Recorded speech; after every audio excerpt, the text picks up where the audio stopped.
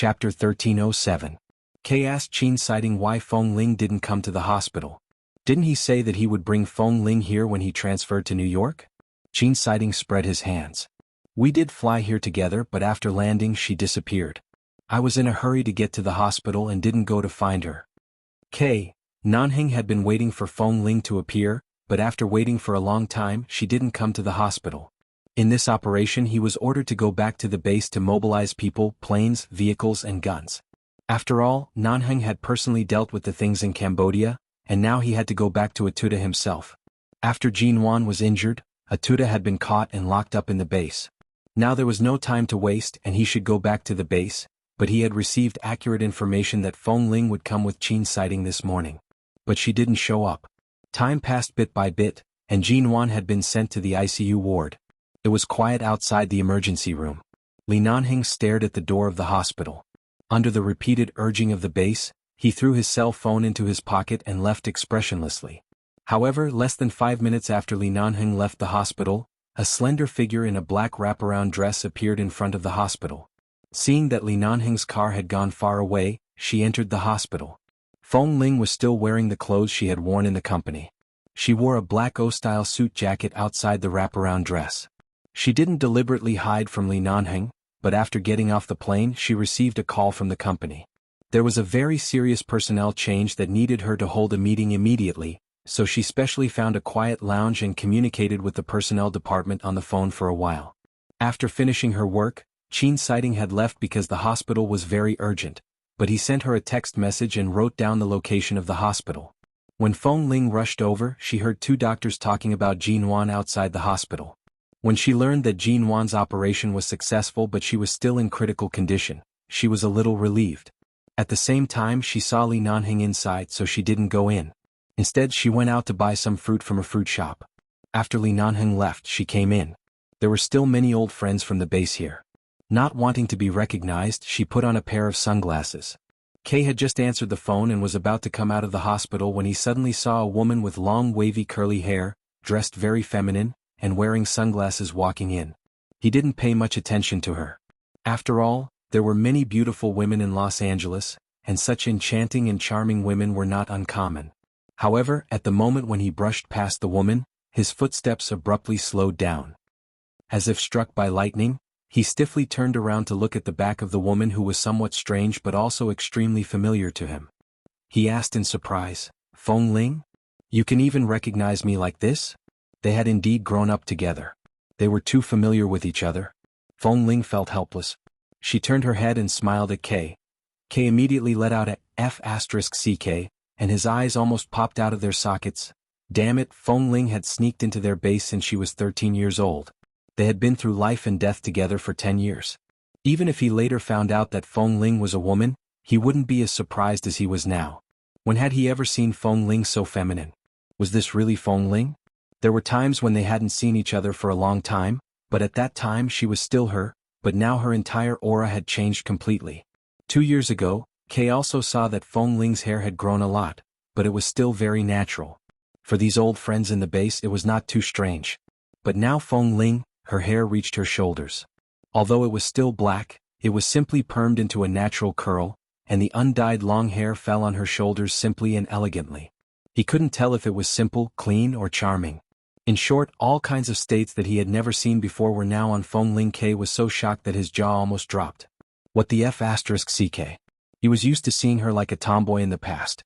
He only knew that her skin was very fair and her facial features were very beautiful, but now he knew that the national treasure of their base, Feng Ling, was actually so beautiful. When he remembered that when he went on a mission with her, he had to lie in the dark ditch with her all night because of his injury, Kay swallowed hard. How slow-witted was he to treat Feng Ling as his bro. If she had appeared in front of him like this back then, she would definitely be a goddess for a lifetime, okay? Li Nanheng was really shrewd. He had taken her down early. Otherwise, if the brothers in the base saw her like this, they would all pounce on her like wolves and tigers. But now with boss's name blocking them, who the F***CK dared to have any thoughts about her? Kay, how is Mrs. Mo? Feng Ling only knew that Jin Wan was sent to the ICU and had spent some time outside. She didn't know how the progress was now. Anyway, she had already recognized Jin Wan, so she simply asked directly. Kay suddenly came back to himself and hurriedly explained the situation, but his eyes were still fixed on her. He remembered that he had seen Feng Ling dressed in women's clothes before, but at that time her hair was still short. Now, seeing that the shock in Kay's eyes had not subsided, Feng Ling smiled at him. I see. I'll go see her. You can't see her. Now Mr. Mo can't even get close to the ICU. There are several isolation areas outside the sterile ward of this hospital. We can't get close to them, and the brothers here can only guard outside the isolation area. Feng Ling nodded, didn't say more, and turned to walk in. Kay opened his mouth and was about to say something, but when the words came to his mouth, he remembered that Bosley had just left. She only appeared after he left. Obviously she didn't want to see him. It seemed that there was no need for him to say more. After all, Boss rarely returned to the base now. Few people knew what was going on between them, and Feng Ling didn't like others to meddle in her business. She didn't know if Bosley had ever seen such a feminine Feng Ling. After so long, Bosley must have been tortured by Feng Ling. If he saw Feng Ling dressed like this, it was as if she was a completely different person from before. It was likely that many men would fall in love with her. This Bosley was probably going to go crazy. W. for M. Chapter 1308. Jinwan didn't wake up in the ICU for 3 days. It was said that Mr. Mo sat outside like this for 3 days and barely slept. Although Mr. Mo had a strong heart, Jinwan had once said that Mo Jingshan was so calm that he didn't look like a human. But right now Mr. Mo had completely lost his composure. He was disheveled and dispirited. He was covered in Jinwan's blood, but he didn't wash it. Stubble almost covered his entire chin. He didn't speak or eat. He just sat there waiting. Everyone was worried that if Jinwan really didn't wake up, would Mr. Mo collapse? Everyone was trying to persuade him, but Mo Jingshan, who had always been calm and composed and could easily control everything in his hands, seemed to have lost all his godhood in the past 3 days after Jinwan took the bullet for him, leaving only a shell that was powerless to fight against life and fate. Finally, Qin Siding found a way to take Mr. Mo to an empty ward to let him rest. It wasn't easy to let Mr. Mo sleep. However, that night, some of Atuta's men sneaked into the hospital, kidnapped the medical staff on other floors, disguised themselves as medical staff, and took Jinwan away from the ward. The isolation area inside was too far and too long for the members of 11 Base to approach. When they found out, Jinwan was already gone. When Feng Ling learned of the news, Qin Siding had already taken the lead to chase after her, but there was still no news. Feng Ling was in a hotel near the hospital and was still negotiating with the company's executives in New York about the personnel change. When she suddenly heard the news, she turned on the computer and quickly contacted Dr. Qin. Qin Siding was still driving outside. From the sound of the car, it seemed that he was chasing and racing. In order not to affect their chase, Feng Ling asked about the situation briefly. After understanding everything, she asked if there was anything she could help. Qin Siding told her to wait for news. After that, Feng Ling waited in the hotel. In the end, she couldn't wait any longer, so she went to the hospital. She looked around the ward and saw several old friends in the base. The old acquaintances in the base were Kei Hanjin and Xiao Su. As for the other 3 snipers in Terran City, they had just been sent out on a mission last month and had not returned. When Kei returned to the hospital to arrange for a pincer attack, he saw Feng Ling and quickly pulled her over. "It's great that you're here." Without a word, he abruptly handed a sniper rifle to Feng Ling. Come. Quick, I'll give it to you first." "What are you doing?" Feng Ling hadn't touched a gun for a long time. Suddenly, a long and heavy sniper rifle was thrown into her arms. Her expression froze. "Take it first. I guess we'll still have to rely on you to snipe today." Feng Ling didn't know what plan they had to encircle and annihilate that group of people, and Kei didn't explain it clearly. He only told her to keep the gun by her side and then turned to arrange other brothers. After Kei left with a team of people, Feng Ling looked at the sniper rifle in her arms. Although it had been so long, it didn't seem strange at all. She slowly clenched the handle of the gun and turned to look at the empty hospital corridor. When Qin Siding came to look for Feng Ling, she had yet to return to the hotel. She had been waiting in the hospital. Seeing the sniper rifle in her hand, Qin Siding did not say anything and let her get into the car. After that, he drove her to the highest hotel in downtown Los Angeles, chose a room on the top floor and took her there. In the elevator, Qin Siding briefly summarized the whole plan today. Kei followed Mr. Mo to encircle those people, but there were too many of them, and Jinwan couldn't stand any trouble now, so they had to finish the battle quickly.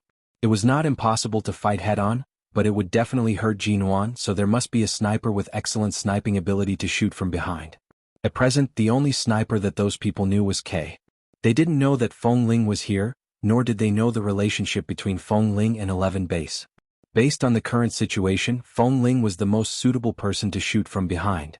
Feng Ling was silent for a moment and then said, "I haven't held a gun for a long time. Maybe I can't hold it well. What if I accidentally hurt you? At this time I'm afraid you can't refuse. Mr. Mo's future and Jinwan's life are now in your hands." Qin Siding looked at her. In Jinwan's current situation, one more second and she will die at any time. Feng Ling immediately looked up at the slowly rising number in the elevator and said calmly, "Okay, I understand." When she reached the top floor, she entered the room that Qin Siding had arranged for her. When she checked the distance from the opposite building by the window, Feng Ling saw that the group of people had forced Jinwan to retreat to the balcony.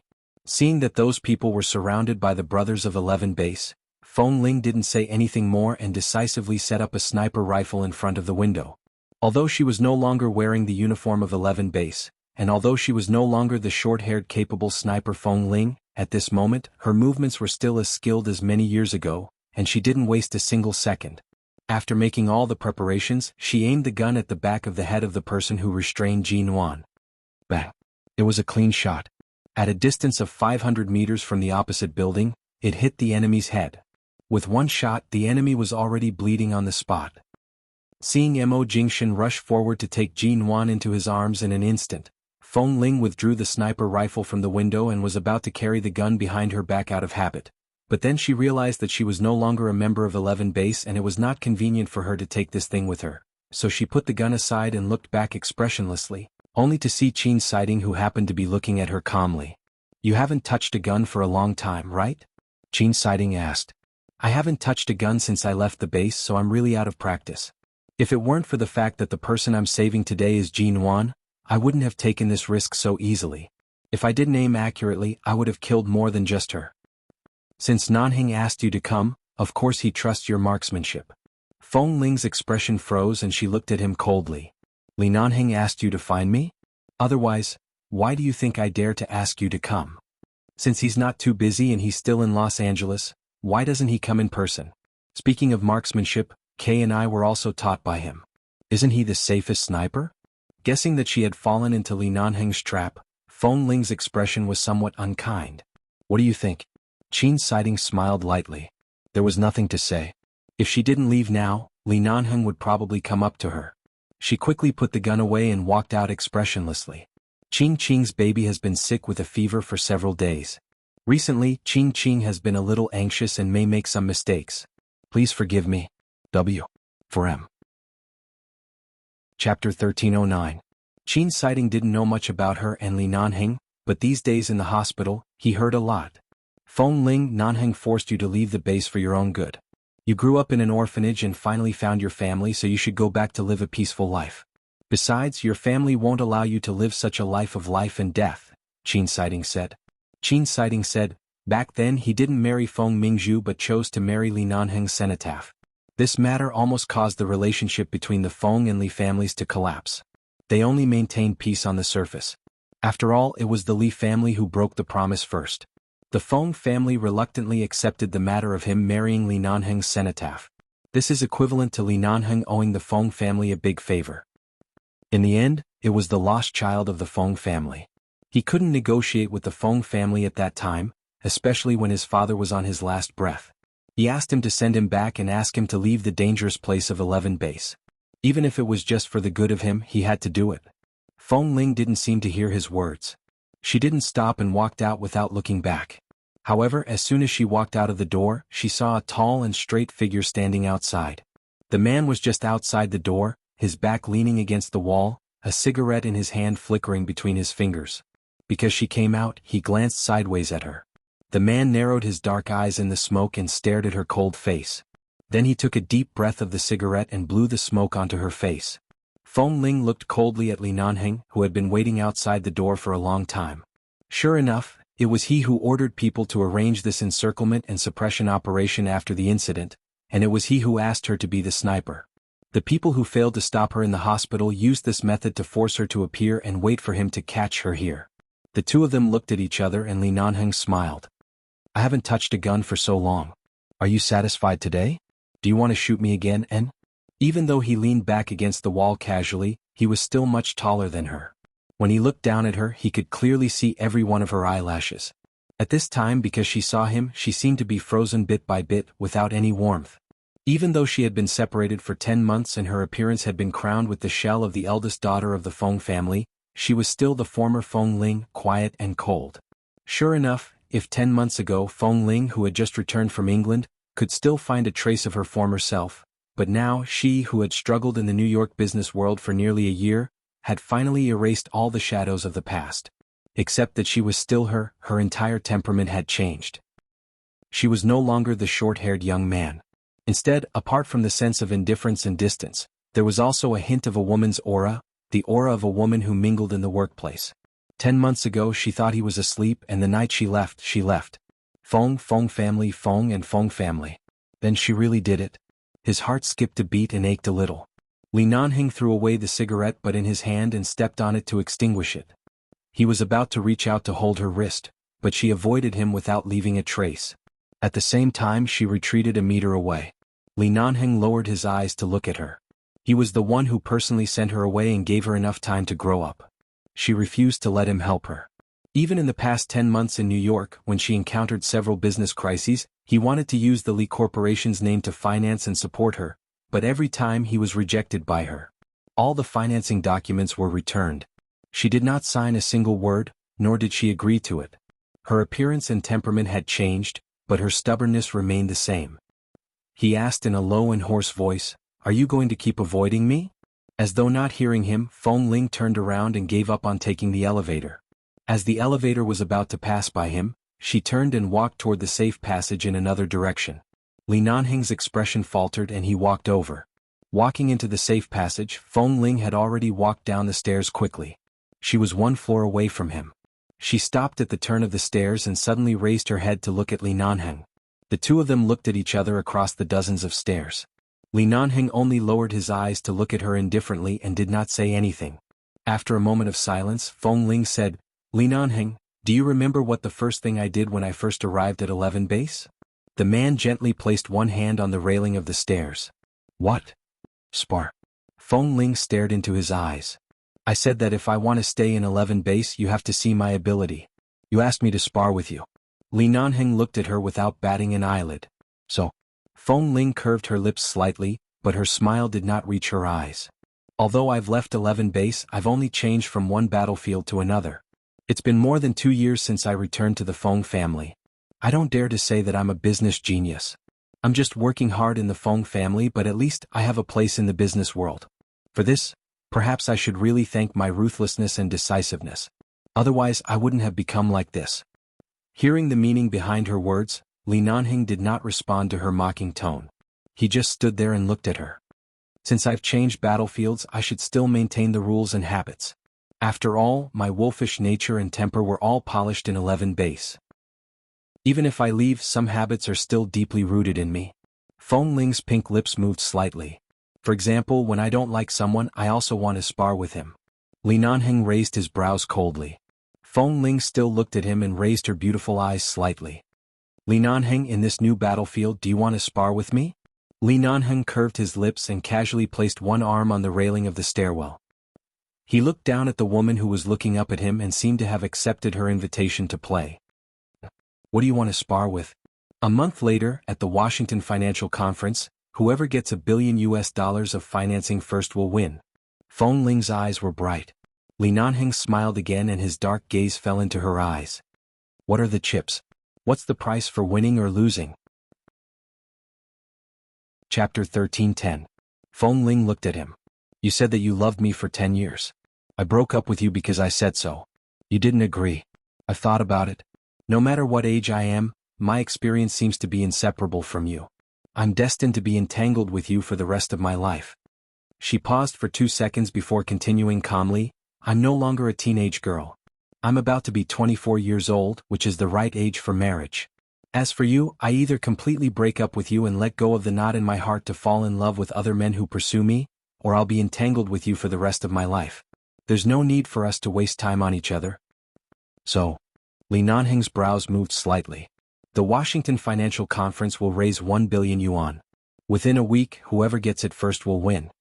Feng Ling raised her chin and looked at him indifferently. If you win, I'll marry you. If I win, don't show up again. Let's end things between us. Li Nanheng smiled. That's it. Hearing his tone, Feng Ling looked at him coldly. Don't be so early. I have additional conditions. Speak. You can't let the arms dealers behind you participate in next month's financial conference, nor are you allowed to take out your private funds to participate in the financing. I know you have money and the Li Corporation doesn't need financing, but the way we compete now is whoever wins the 1 billion yuan outside will win. This game must be based on equal rules. Feng Ling looked at him coldly. If you dare to cheat, I'll dare to find another man to marry. Li Nanheng clasped his hands on the railing and looked down at her. When he heard that she wanted to find another man to marry, he smiled faintly. I'm afraid that man thinks his life is too long. Feng Ling retracted her gaze and no longer looked at him. She looked straight at the floor sign at the corner of the stairs. I'm going to see Jin Wan. With that she walked down.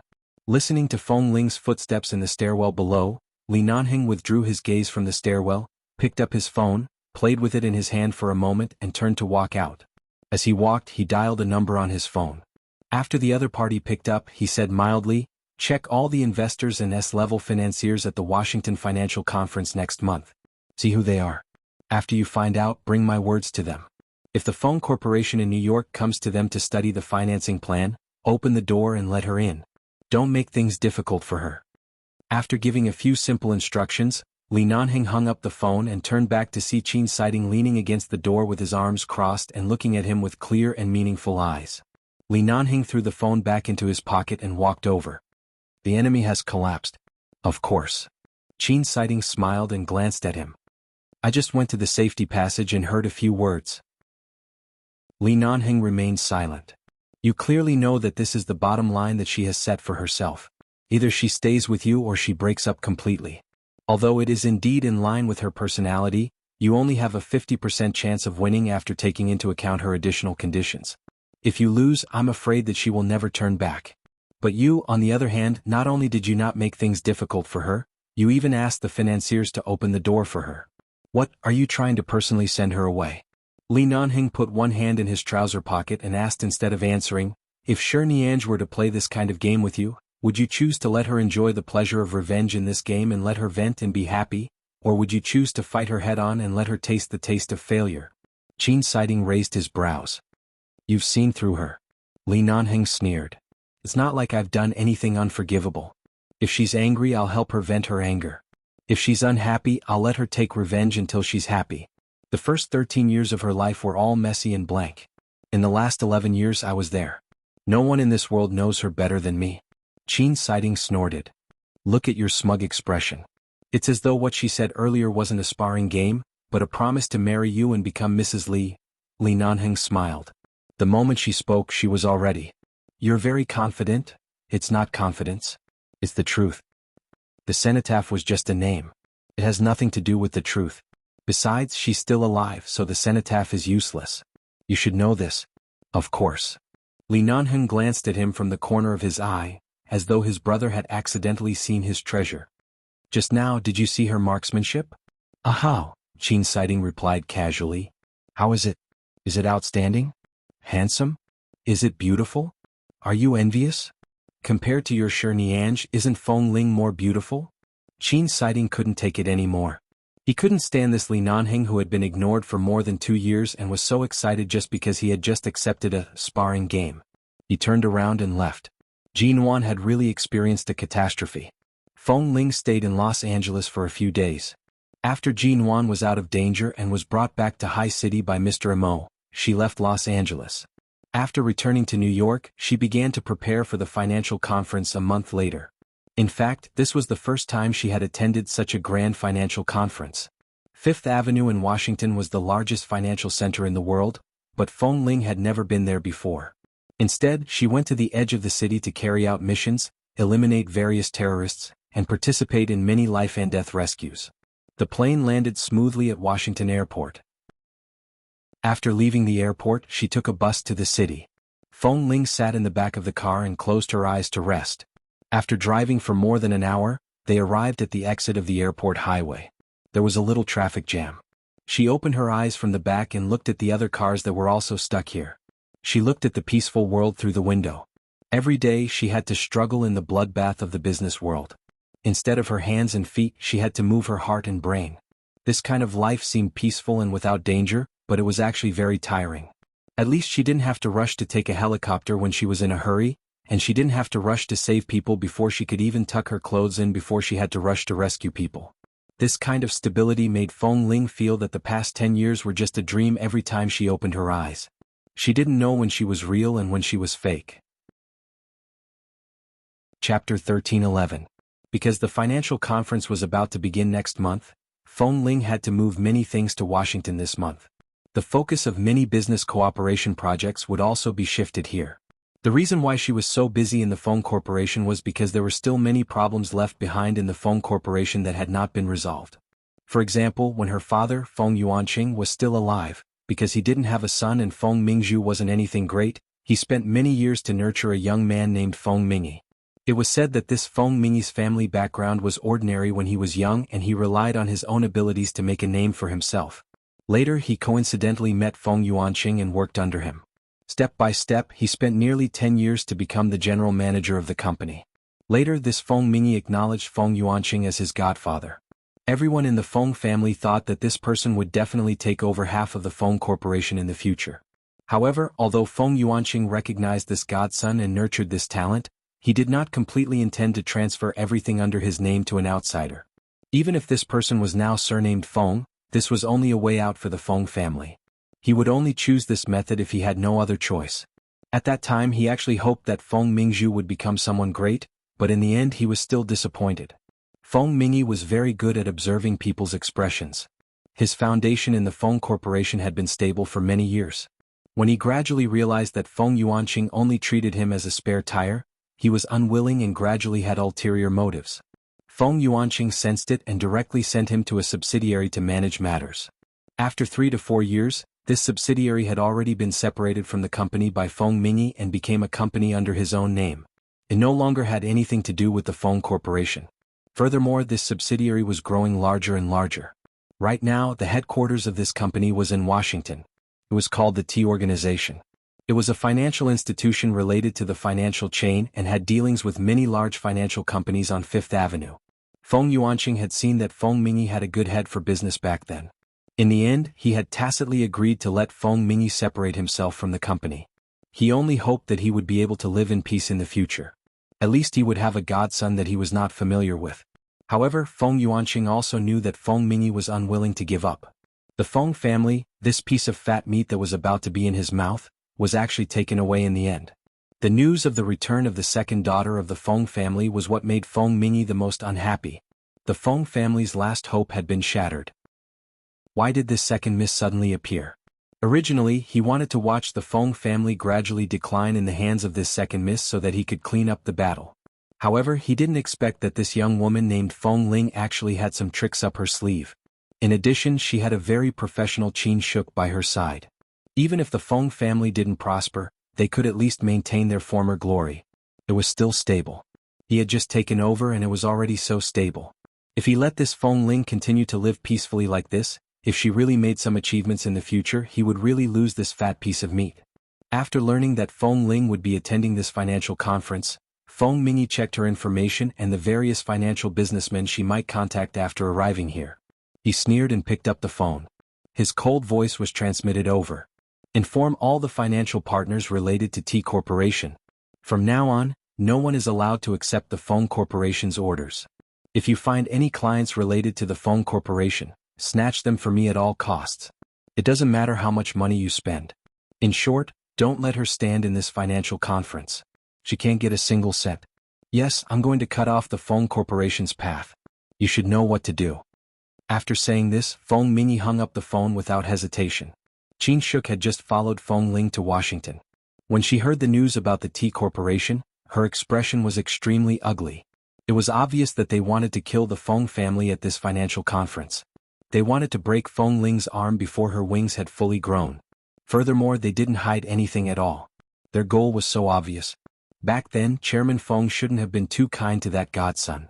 After Qin Shuk told Feng Ling about this, she sat by the side and complained. Feng Ling didn't say anything. She didn't know much about Feng Mingyue. She only learned about it when she investigated the personnel changes and the various companies after returning to take over the Feng Corporation. However, at that time she was busy with other more important matters and didn't consider whether this person's existence would affect the company.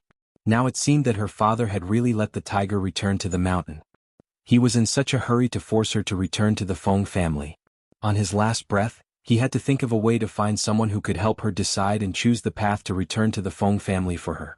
In fact, what she was really worried about was that if the Feng family lost its leader and the two old men couldn't defeat Feng Mingyue, the Feng family would really lose everything in the end. Does this person want to kill the Feng Corporation? Feng Ling asked. Qin Shuk hesitated for a moment. He does have such a purpose, but I don't think he has the ability. Although the T Corporation has been in Washington for several years, it is still just an organization. It can't even be considered a formal company. No matter how good his interpersonal relationships here are, the Feng family can still suppress him. As long as we don't lose, he might not be able to defeat us. When Feng Ling learned of this, she appeared very calm. After discussing some plans with Qin Shuk, Feng Ling stood quietly in front of the floor-to-ceiling windows and looked down from the tall floor.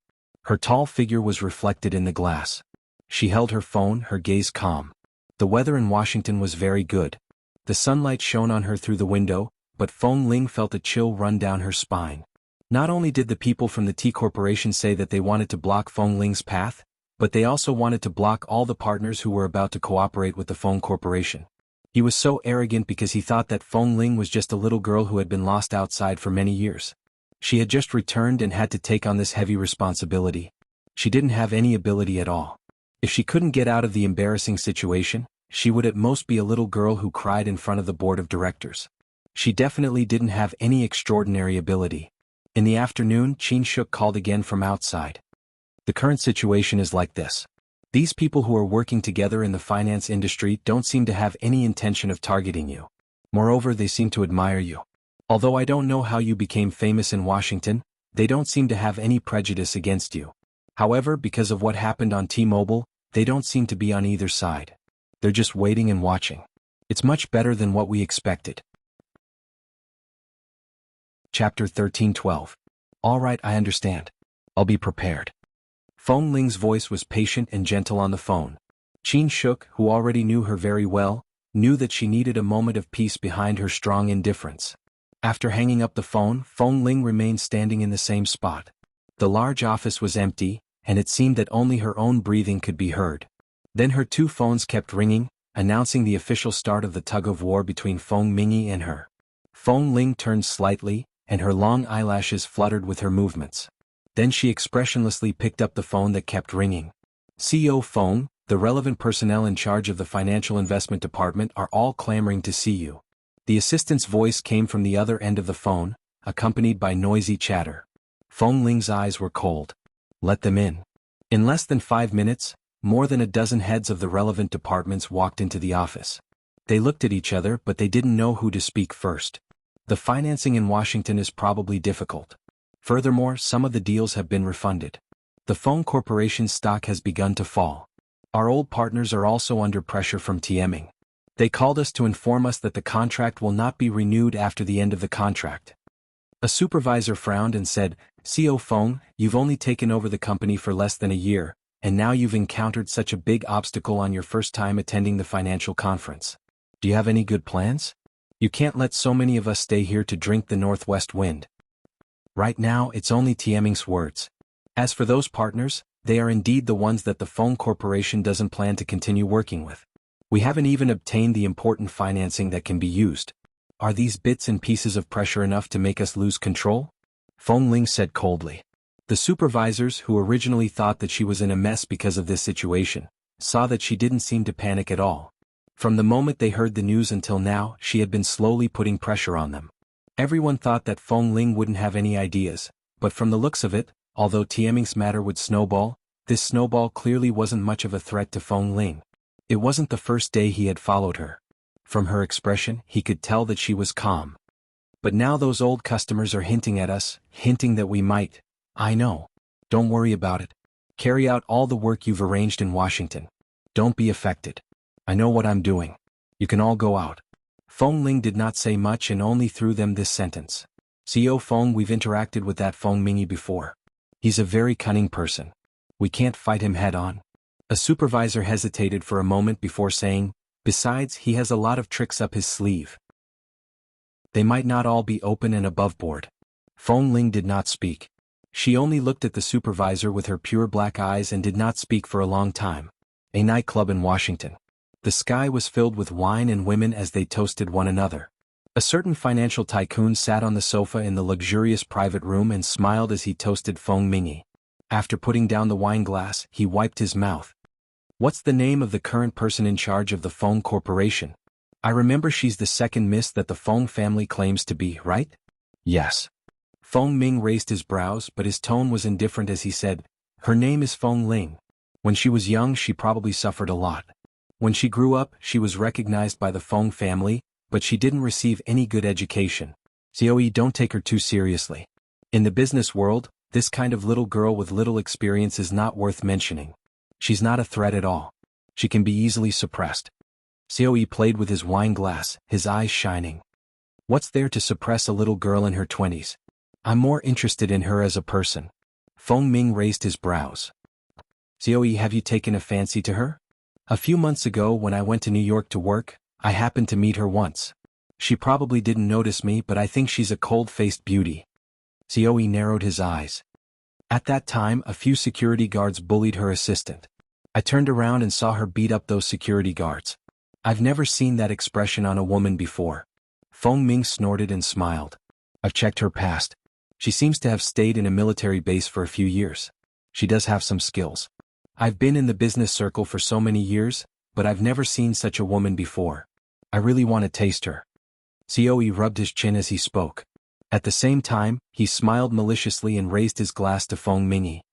However, I don't know who has been putting a lot of pressure on Washington recently. It seems like she has someone backing her. I'm not too sure about the details. In short, it won't be easy to target her. Mingy, if you want me to help you hold down this little bit of money, you should at least give me a taste of it, right? What is the sweetness that COE is referring to? Feng Ming had an unfathomable smile on his face. COE also smiled. I heard that in this circle, Mingy is famous for never giving gifts. If he wants to give gifts, he will only give beauties. As long as a partner takes a fancy to a woman, he will try his best to send her to the other party's bed. Look at this second miss of the Feng family. That's really making things difficult for me. Feng Ming raised his brows. Who in the circle doesn't know that I was the godson of the Feng family? No matter what, this second miss is my godsister. I can give her to anyone, but I can't give my godsister away. Ha ha, godsister. She's not related to the Feng family by blood. It's been a few years since I last contacted the Feng family. Now I want to personally pull this godsister down. Why do I care about this? COE smiled. I reckon that this kind of cold-faced beauty is still a virgin. After all, no one can get close to her. If you like her, you have to do it as soon as possible. Otherwise, if she stays in the business circle for a few more years, who knows how many hands she'll have. Besides, since she has a relationship with the Feng family, I can coax her no matter what. When the time comes, think of a way to send her over to me. This way and that way make her more obedient, right? COE said as he gave him a few looks. Feng Ming curved his lips and played with the wine glass in his hand. It's not that there's no way. It depends on whether COE's sincerity is worth the risk. This time, the biggest financing channel is in my hands. It's at least 1 billion yuan, COE said confidently. COE said confidently, as long as I don't release this sum of money, her trip to Washington will be in vain. Is my 1 billion yuan sincere enough? Okay, deal. Chapter 13:13.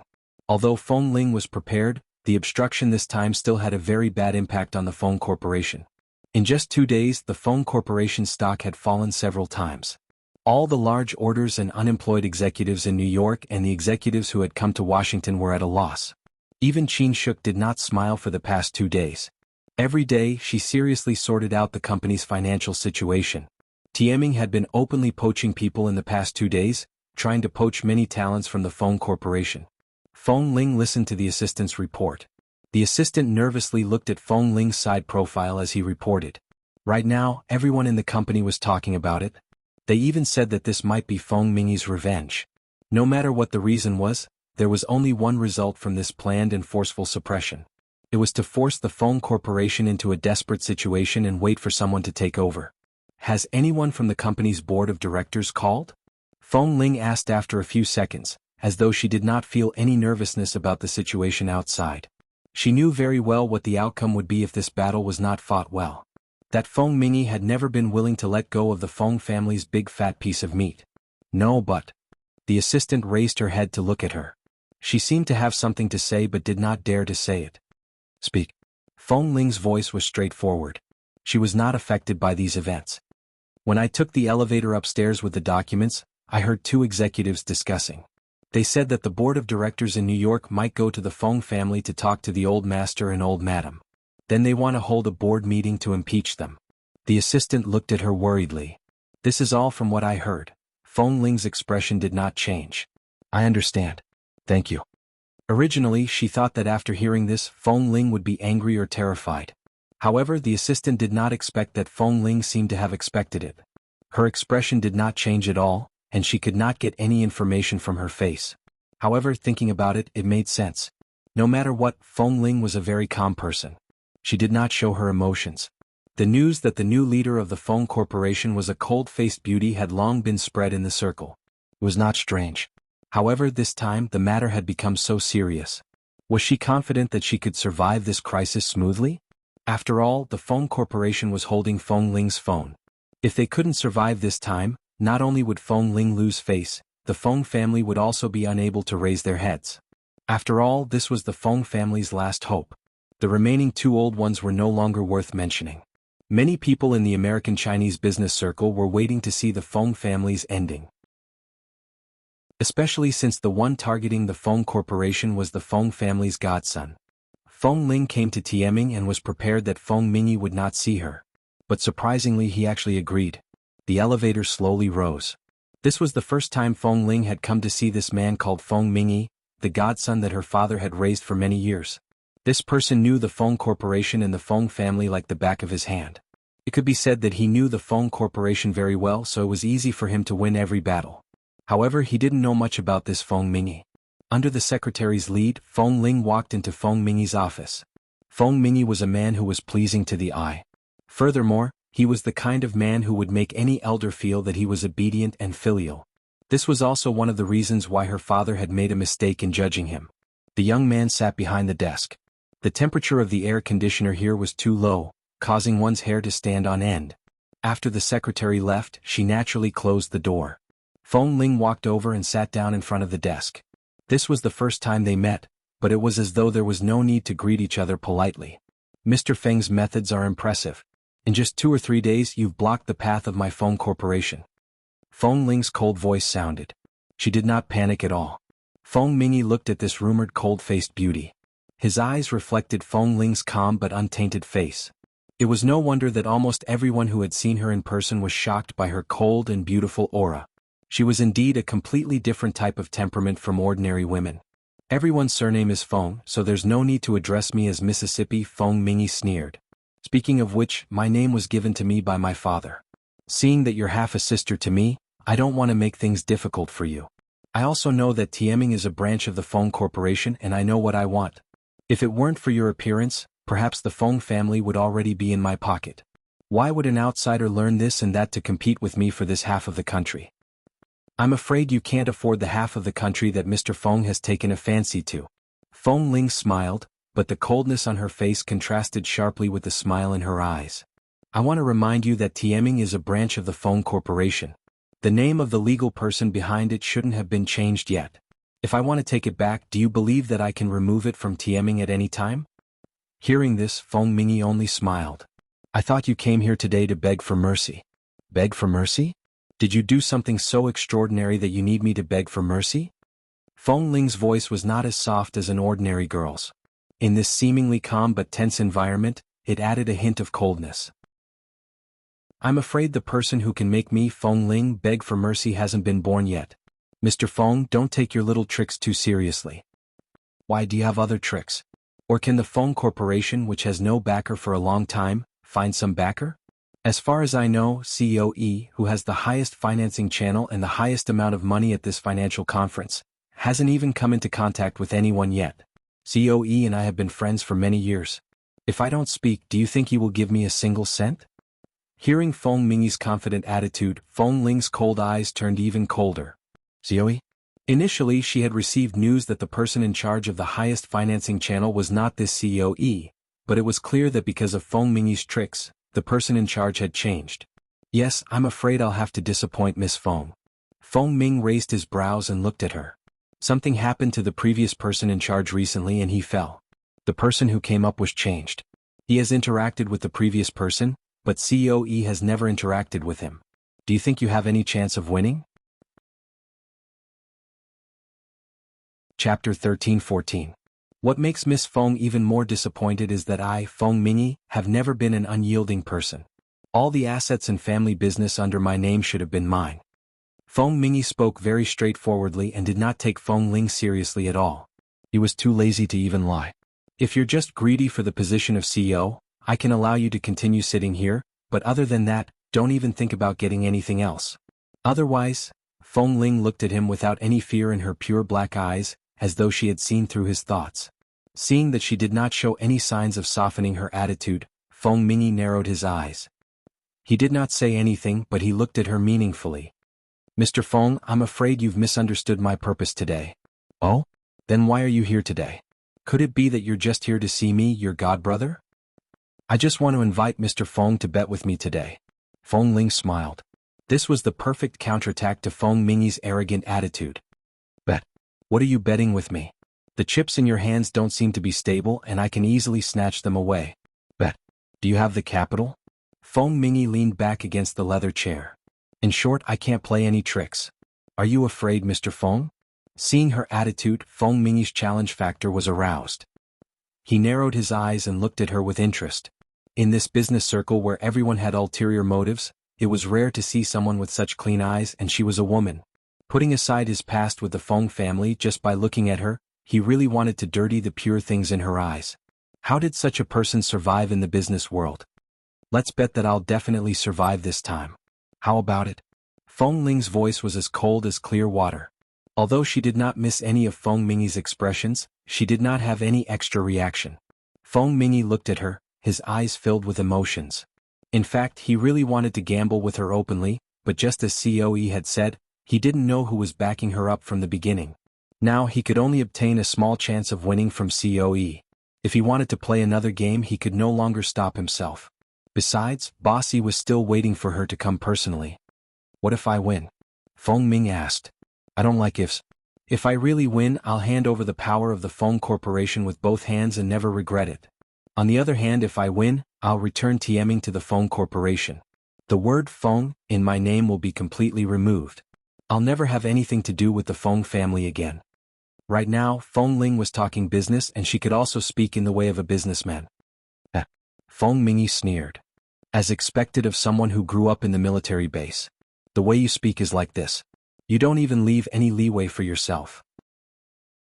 Then I'll wait to hand over the power of the Feng Corporation. Feng Ling smiled lightly. Really? Since both sides believe that they won't lose, then let's write a contract so that we won't regret it later. As she spoke, she stood up and placed a printed document in front of him. The contents of the bet were all on it. You've already planned this? Feng Mingyi looked at the words on it and then at the calm Feng Ling. For a moment, he suddenly wondered if he had miscalculated because she was really too calm and prepared. If possible, I hope to erase the surname Feng as soon as possible and get out of TMing. Feng Ling glanced at him coldly. After he signed, she picked up the bet and turned to leave. After returning to the branch office in Washington with Feng Mingyi's signature, Feng Ling entered the office and contacted several people in charge of Fifth Avenue. After finding out about COE, she learned that COE would hold a banquet with many partners here tomorrow. Tomorrow night, the venue would be a villa in the middle of a mountain in Washington. The Feng Corporation was also invited.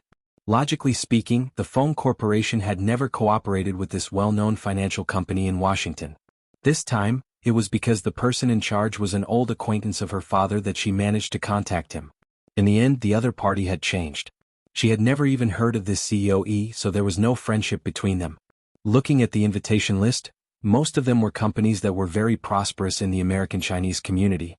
Although the Feng Corporation was not small, it seemed a little far-fetched to squeeze into this list. Besides, she had never seen this COE before. Why was she invited? Why did Feng Mingyi repeatedly mention that only this COE could help her? Was there any connection? Are you sure you want to attend this banquet tonight? Qin Shuk stared at the invitation for a long time. Am I the only one who thinks there's a trap? With that, she looked at the people around her. They were all Feng Ling's secretaries and assistants. Hearing her words, they said almost at the same time, "It's not just one person." After speaking, they all turned to look at Feng Ling. Feng Ling was signing a document.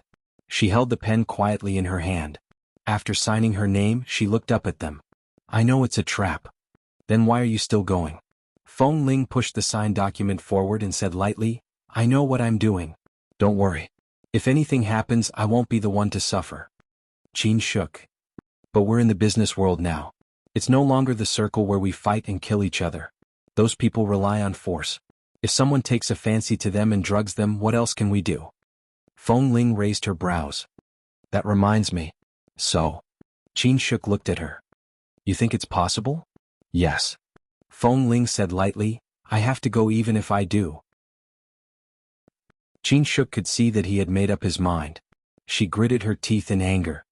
"Are you crazy? You know that they have ill intentions towards you. If something really happens, you won't even have a chance of protecting yourself. It's too late to run to a deserted place like the mountain villa. Even the police can't catch up." After speaking, she saw that Feng Ling did not say much, nor did she explain anything. Qin Shuk picked up her phone and quietly flipped through the address book as she walked out. When she found the name, she walked to the door and was about to make a call. "Shuk, who are you calling?" Feng Ling's voice suddenly came from behind. I rushed to the hospital at 2 in the morning. Qing Qing's baby turned from a viral cold to influenza B. He had a high fever of 39.6 degrees and was in a terrible state. Chapter 13-15. Qin Shuk paused. Before the call went through, Feng Ling had already stood up and walked over. She lowered her head and saw Li Nanheng's name on her phone. Seeing that she had been caught, Qin Shuk could only mutter awkwardly, "The police can't rush over, but at least Li Nanheng can." Feng Ling pulled her phone out of the address book and threw it back into her pocket. "You're not allowed to call him. Why did you inform him about me?" "I'm doing this for your own good. I'm afraid something might happen. If there's really a problem, even I can't handle it myself. It'll be too late to call anyone." Feng Ling gently patted Qin Shuk's pocket and looked at her deeply for a while. Qin Shuk was speechless for a moment. She could only nod. "All right, I understand. I won't mess around. I trust you. I know that not many people can beat you, but you still have to be careful." "And?" Feng Ling responded and returned to her desk to work, as though there was no banquet to attend tonight. It was as though nothing had happened earlier. Before going to COE's villa, Feng Ling left a message for Qin Shuk. If she called her at 8 p.m. but couldn't get through, she could call the police. After that, she drove to the villa on the mountain. It couldn't be said to be deserted. At least, it was a very prosperous, wealthy area in Washington. Many rich people here were used to living on the mountain. They enjoyed a luxurious life while breathing clean air in a good environment. Mid-mountain villas were the norm for rich people. There were many villas of this type nearby, and the parking lot at the foot of the mountain was also luxurious and large.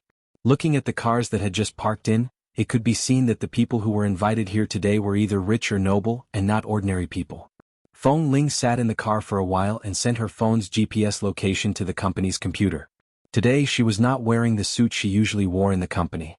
Instead, she was wearing a white and blue shirt that was a combination of casual and sports style. It was very comfortable and she was wearing a pair of white flats. The biggest advantage of this dress was that she could hide things.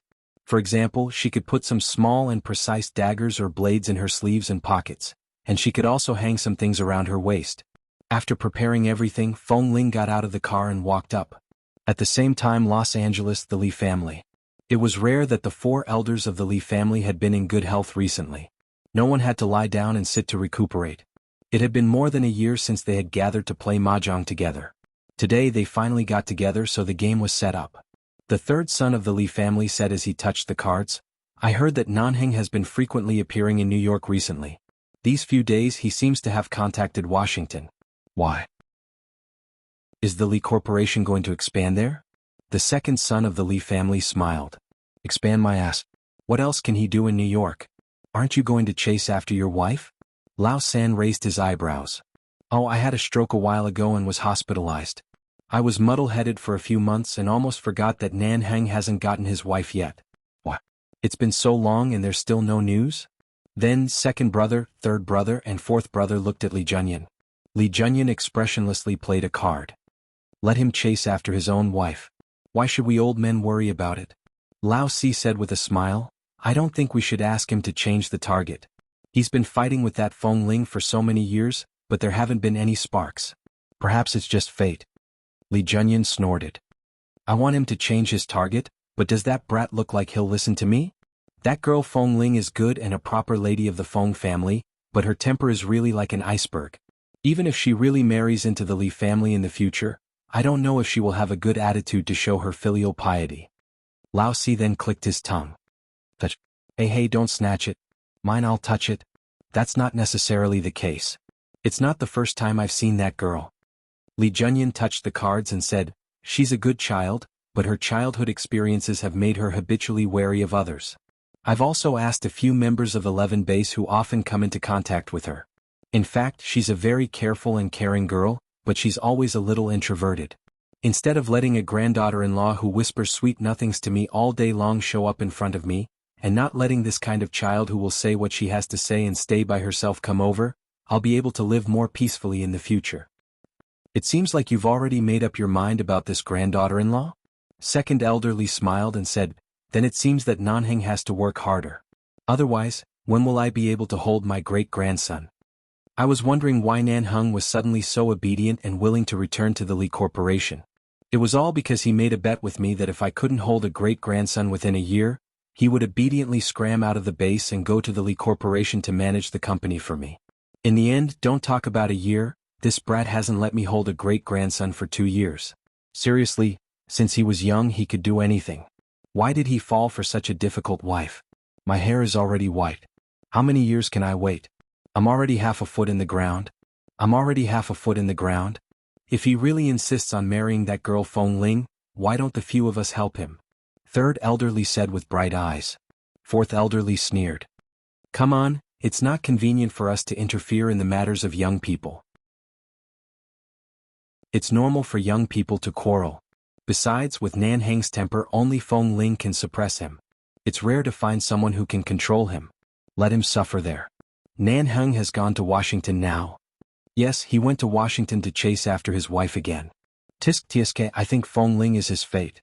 Ever since he was young, his temper has been accumulated. He's just waiting to be subdued by that girl in the future. Haha, I think Feng Ling is in America now. It's better than when she was in England. At least she can see him. My premonition has always been accurate. I think Feng Ling will hear good news soon. That's right. Where did you get the premonition from? Tsk, a place like Washington is not suitable for talking about work. It's suitable for talking about love. I really hope that these two children will be less busy with work and focus on their relationship first. Don't be busy all day. When can they have a child like this? Sigh, I'll have to wait. No, I guess it will be soon. Chapter 13-16. Mid-Mountain Villa. The space here was very large and it was indeed suitable for a gathering. Feng Ling had yet to recognize all the people here. After all, there were too many people and it was too big. She only went in to chat with a few familiar people for a while before she was squeezed to the side by all the celebrities in Washington's Vanity Fair. When she stood not far away and picked up a glass of wine, she turned back to see an unfamiliar man in his 40s approaching. Yes, Miss Feng? Feng Ling turned back to glance at the man. Before she could speak, the secretary who walked over with him introduced, "This is COE, the host of the banquet in the Mountain Villa." "So you're COE?" Feng Ling nodded at him calmly. "All right, nice to meet you." Nice to meet you. COE politely reached out his hand to Feng Ling. Feng Ling also reached out to shake his hand. Just as she was about to pull it back, she realized that the man had tightened his grip. This was not too obvious, but it was a very obvious hint between the two of them. A man was interested in a woman and wanted to continue communicating. How could Feng Ling, who had been in this circle for more than a year, not understand this hint? She only smiled politely at him and pulled her hand back without a trace. She then clinked glasses with him. The person in charge of your company was another person in charge. Today is the first time I've met COE. In the future, I'll have to rely on your care for business cooperation. Come, let me toast you. The cup was filled with red wine that only exceeded the bottom of the cup. Feng Ling's alcohol tolerance was not good, so she never drank much after entering this circle. She only drank as much as she could. Miss Feng, you're too polite. Our company and the Feng Corporation are partners who often work together in the American-Chinese business world. If there's anything you need, Miss Feng, you can speak to me at any time. After exchanging a few pleasantries, Feng Ling changed the topic. First, she thanked COE for his kind invitation. Then, she led the topic to the target of financing at the end of the month and the various directions their company wanted to talk about. She did not exchange too many pleasantries and unnecessary affection. Although she had just entered the business world, she was cautious and quiet. COE smiled at her from time to time. At this moment, someone else came over to greet him. He nodded apologetically at Feng Ling and turned to continue chatting with others. She then glanced at the red wine glass tower in front of her. After confirming that everyone had gotten the wine there and that there was no problem after drinking it, she picked up another glass and held it in her hand in case someone came over to give her a glass of wine. If someone came over to give her a glass of wine, she wouldn't even be able to refuse if they came over to give her a glass of wine. At this moment, her phone vibrated in her pocket. Feng Ling took it out and saw that it was from Qin Shuk. Is everything okay? It was 7:30 in the evening. There was still half an hour before 8 o'clock, but Qin Shuk was too worried to sit still. Feng Ling smiled and made a call. After reporting that she was safe, she said that everything would go according to plan. After all, tonight wouldn't be so simple. However, she didn't know much about these methods. She didn't know if she was overthinking or if something would really happen. In short, it was better to be careful. After hanging up the phone, she suddenly heard a commotion at the door. Feng Ling turned around and saw a man in his 60s walking in. Listening to the whispers of the people beside him, she realized that this was a famous big shot in the financial world of Fifth Avenue in Washington. He was the idol of many young entrepreneurs. Feng Ling wasn't familiar with him. In her eyes, her idol in the business world was her mentor, Mr. Zand. There were also two young and beautiful women beside the big boss. They seemed to be about the same age as his granddaughter. The key point was that the two women were holding his arms, one on each side. It was a scene of him hugging beauties in his arms. Feng Ling didn't plan to go over. She was about to look away when she suddenly saw a familiar tall and straight figure from the corner of her eye. Her heart skipped a beat. She focused her gaze and stood rooted to the spot as though she had been struck by lightning. The man was not as tall and handsome as he used to be when he wore the same black uniform as her. His suit was well ironed and his figure was tall and straight. He was handsome and dignified, but there was a cold smile on his face that kept people at a distance. This kind of distant and cold attitude did not make him appear particularly arrogant. Instead, there was a kind of indifference and laziness that came after experiencing ostentatious and noisy life, making him look cold and indifferent, but especially charming. Thus, even though he deliberately chose to appear after the big shot of the financial world, he still attracted the attention of the entire audience. However, he clearly didn't like these gazes. His expression was very indifferent as he glanced around. Even when the male assistant beside him said something to him, he also turned a deaf ear. Yu Zheng also could not understand. CEO Li had never accepted this type of dinner invitation. Why would he agree to COE's invitation at this villa in the middle of the mountain today? The moment Li Nanheng entered, Feng Ling looked away. It was Li Nanheng. Qin Shuk had been stopped by her once, so she definitely wouldn't rashly call him to inform him of this matter. In other words, Li Nanheng was one of the invited guests today. That's right. The Li Corporation's status in the Chinese world in the United States was almost on equal footing with Mr. Mo's Shine Group. In addition, with 11 base behind them, they were an existence that neither the underworld nor the underworld dared to provoke. Although Li Nanheng had left the base, his reputation was still there.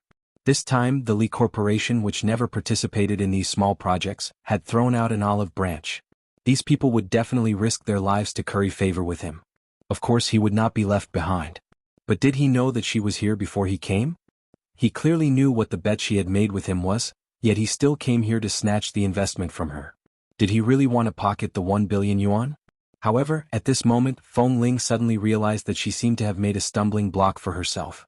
If that was the case, if Li Nanheng would personally appear to compete with her every time there was a competition, she would only have a 30% chance of getting the investment. After all, he should be the one the investors should curry favor with. As long as he nodded, who would dare to refuse? At that time she had only thought about not letting the forces behind him finance him, but she had neglected the Li Corporation's status in the business world. Now, looking at Li Nanheng's appearance, she could tell that her chances of winning were very small. Chapter 13-17. By the side there were two daughters brought by a CEO. They stood together and looked in the direction of the door and exclaimed, isn't that, the one from the Li Corporation?" The two young girls walked over there. Before Feng Ling had time to look back, she heard the two girls talking excitedly about the rumors about 11 base. Did all the girls like this kind of man? Li Nanheng is here too? It's really rare. The Li family rarely appears on such occasions, especially Li Nanheng. He has just taken over the Li Corporation and doesn't attend many events in person. It's really rare to see him here. Speaking of which, I've only seen Xiao Li once. It was in Los Angeles last time. The Li family's strength and power can't be underestimated, especially Li Nanheng, who has always been mysterious. It seems that he has a lot of projects in his hands and has a close relationship with Shine Group. This kind of person can only be friends. Once we become enemies, we really can't take it. Then why did he suddenly come to such a small banquet? Feng Ling listened to the discussion by the side and turned to the other side expressionlessly. She went to the red wine glass tower and picked up a glass of wine. The wine in this glass was more than the wine on the long table by the side. The wine in this glass was almost half a glass. At this moment she suddenly heard someone beside Li Nanheng say, "Mr. Li is really better than hearing about it. It's rare to see you in such a place. Nice to meet you." Someone else said, "I heard that Mr. Li rarely has women by his side. Could it be that he's really abstinent to a certain extent? He even brings a male assistant to a banquet. He doesn't even bring a female secretary by his side. Abstinence?" Feng Ling expressionlessly raised her glass and drank the wine in one gulp. Fortunately, not long after, the topic about Li Nanheng's abstinence was politely ended by him with a few words. Li Nanheng whispered a few words to his assistant, Yu Zheng, and turned to chat with the celebrities who came up to him. However, at this time, the socialites who had appeared out of nowhere were all standing there, smiling and listening to their conversation. It was as though they were very happy to stand there and play the role of a vase. Clearly, they seemed very happy to play the role of a vase for Li Nanheng. Sure enough, when she was in 11 base, she was in a different state after leaving the base and entering the business circle. At the very least, there were too many women in this circle. No matter if it was a successful woman, a rich lady, or a business partner, the last thing Li Nanheng lacked was women. However, he only had a male assistant by his side, causing those vases who were attracted to him to be unsure if he was really not interested in women, or if there was something wrong with his sexual orientation. Therefore, they didn't dare to be too arrogant and could only watch from the side, silently observing and waiting for an opportunity to make a move. However, when she turned around, she could still hear a woman whispering, "I didn't expect Li Nanheng to be so handsome. I thought that a man who has been in the military base for so many years would either be big and silly or the dark-skinned and average-looking. In short, I always thought that he would be the masculine type. I didn't expect him to be so good-looking. His handsomeness is beyond my imagination. This young master of the Li clan rarely shows up before, so I've never seen him before. I didn't expect him to be so good-looking. I really want to chase after him. Look at how he brought a male assistant to a simple dinner party. It's obvious that he really doesn't keep women by his side. You want to chase after him? Can you catch up? I'm afraid even if you go, you'll hit a wall." That might not be the case. What if he just hasn't met anyone suitable? Although Feng Ling was wary of COE's motives, at least she wasn't afraid of attending the dinner party. But now she really regretted it. Perhaps she shouldn't have come. She decided that she had to keep a low profile today. She definitely couldn't let Li Nanheng see her. Based on this man's arrogant behavior, if he saw her here, who knew what would happen? He didn't bring a woman with him because he only had one woman in his eyes for so many years. As the only woman in his eyes, Feng Ling didn't really want to have this title. She came here today to take the opportunity to talk about the financing. If Li Nanheng was also here, not to mention that it was not good for her to speak now, even if she spoke, he could shut her up with one sentence. There was already a bet. If he went all out, she probably wouldn't be able to get a single cent of this financing. Then why was she still wasting her time here? She might as well go somewhere else to raise 1 billion yuan. Thinking of this, she put down the glass in her hand and turned to leave. In the end, she walked too fast and did not notice it. She bumped into COE, who had walked close to her at some point in time. The wine glass in COE's hand was knocked over by her and splashed onto his suit. His expression changed as he looked up at him. "Sorry. Feng Ling saw that the wine glass in COE's hand was originally very stable. He shouldn't have flipped it, but he had actually splashed it all over him. After a moment of hesitation, she corrected her expression and gave him an apologetic look. I left in a hurry and didn't see clearly. I'm sorry. COE looked at her and smiled. It's fine, it's fine. How about this?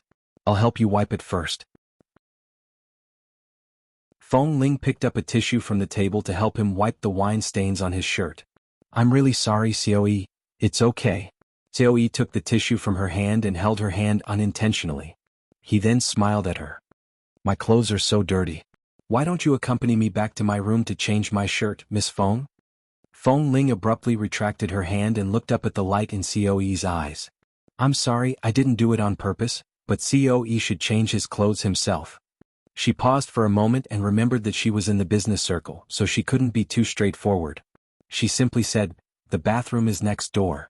I'll accompany you in to clean it up. How do we clean it? COE lowered his head and shook the red wine stain on his shirt. No matter how we clean it, this shirt is already ruined. We can't go in and wash it before wearing it, right?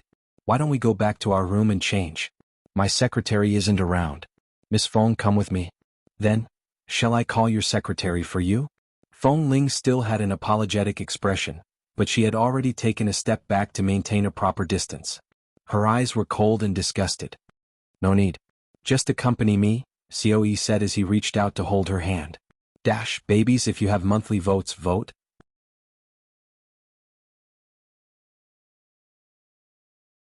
Chapter 13:18. Feng Ling looked at COE's outstretched hand.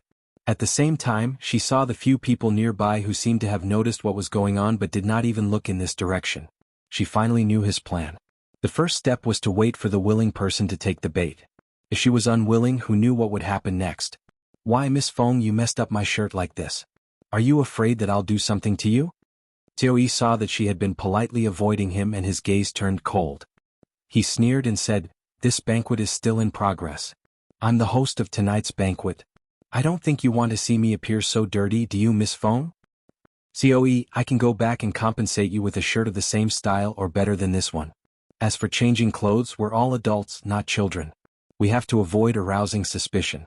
Feng Ling said straightforwardly, I hope COE won't make things too difficult for me.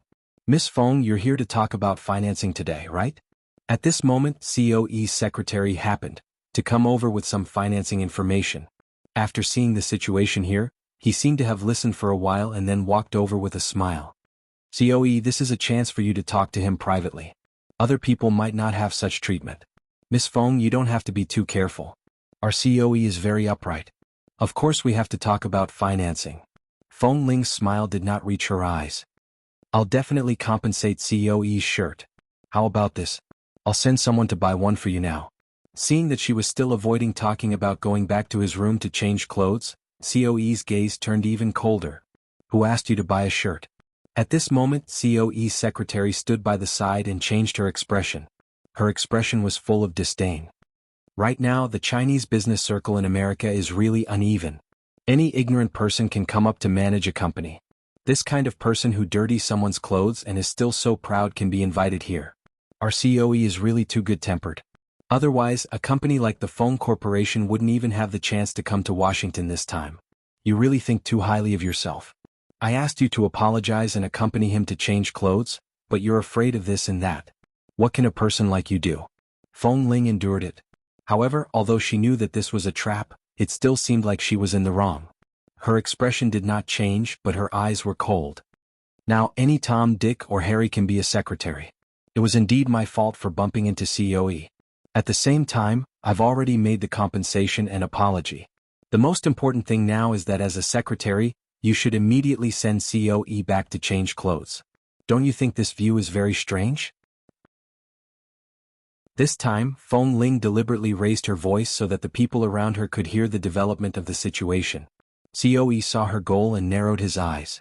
Miss Feng's temper is very stubborn. Are you sure you can survive in this circle with your personality? Whether I can survive or not depends on where I want to stand. Whether I can survive or not depends on where I want to stand. Although this billion yuan is in your hands, and I do need your company's financing, it doesn't mean that the Feng Corporation won't be able to survive without this financing. Right now we're just giving each other a chance to cooperate. It's just a choice between getting the opportunity and losing the opportunity. Neither of them is a dead end, so why are you so decisive? Feng Ling said lightly, so, COE, someone with broad horizons like you will block the path of a small company like the Feng Corporation just because of a piece of clothing. You. COE did not speak, but the secretary did not expect her to retort. She even used such a method to hint at something. She immediately turned to look at COE. Our COE has broad horizons. He won't argue with a small character like you, but you're too insensible, the secretary said again and rolled her eyes at Feng Ling. All right, stop talking. COE ended the conversation in time, but his expression was not very good. Since Miss Feng doesn't like our financing, there's no need for us to communicate. I think Miss Feng has no intention of talking to us about this today. I can only wish Miss Feng good food and drink here.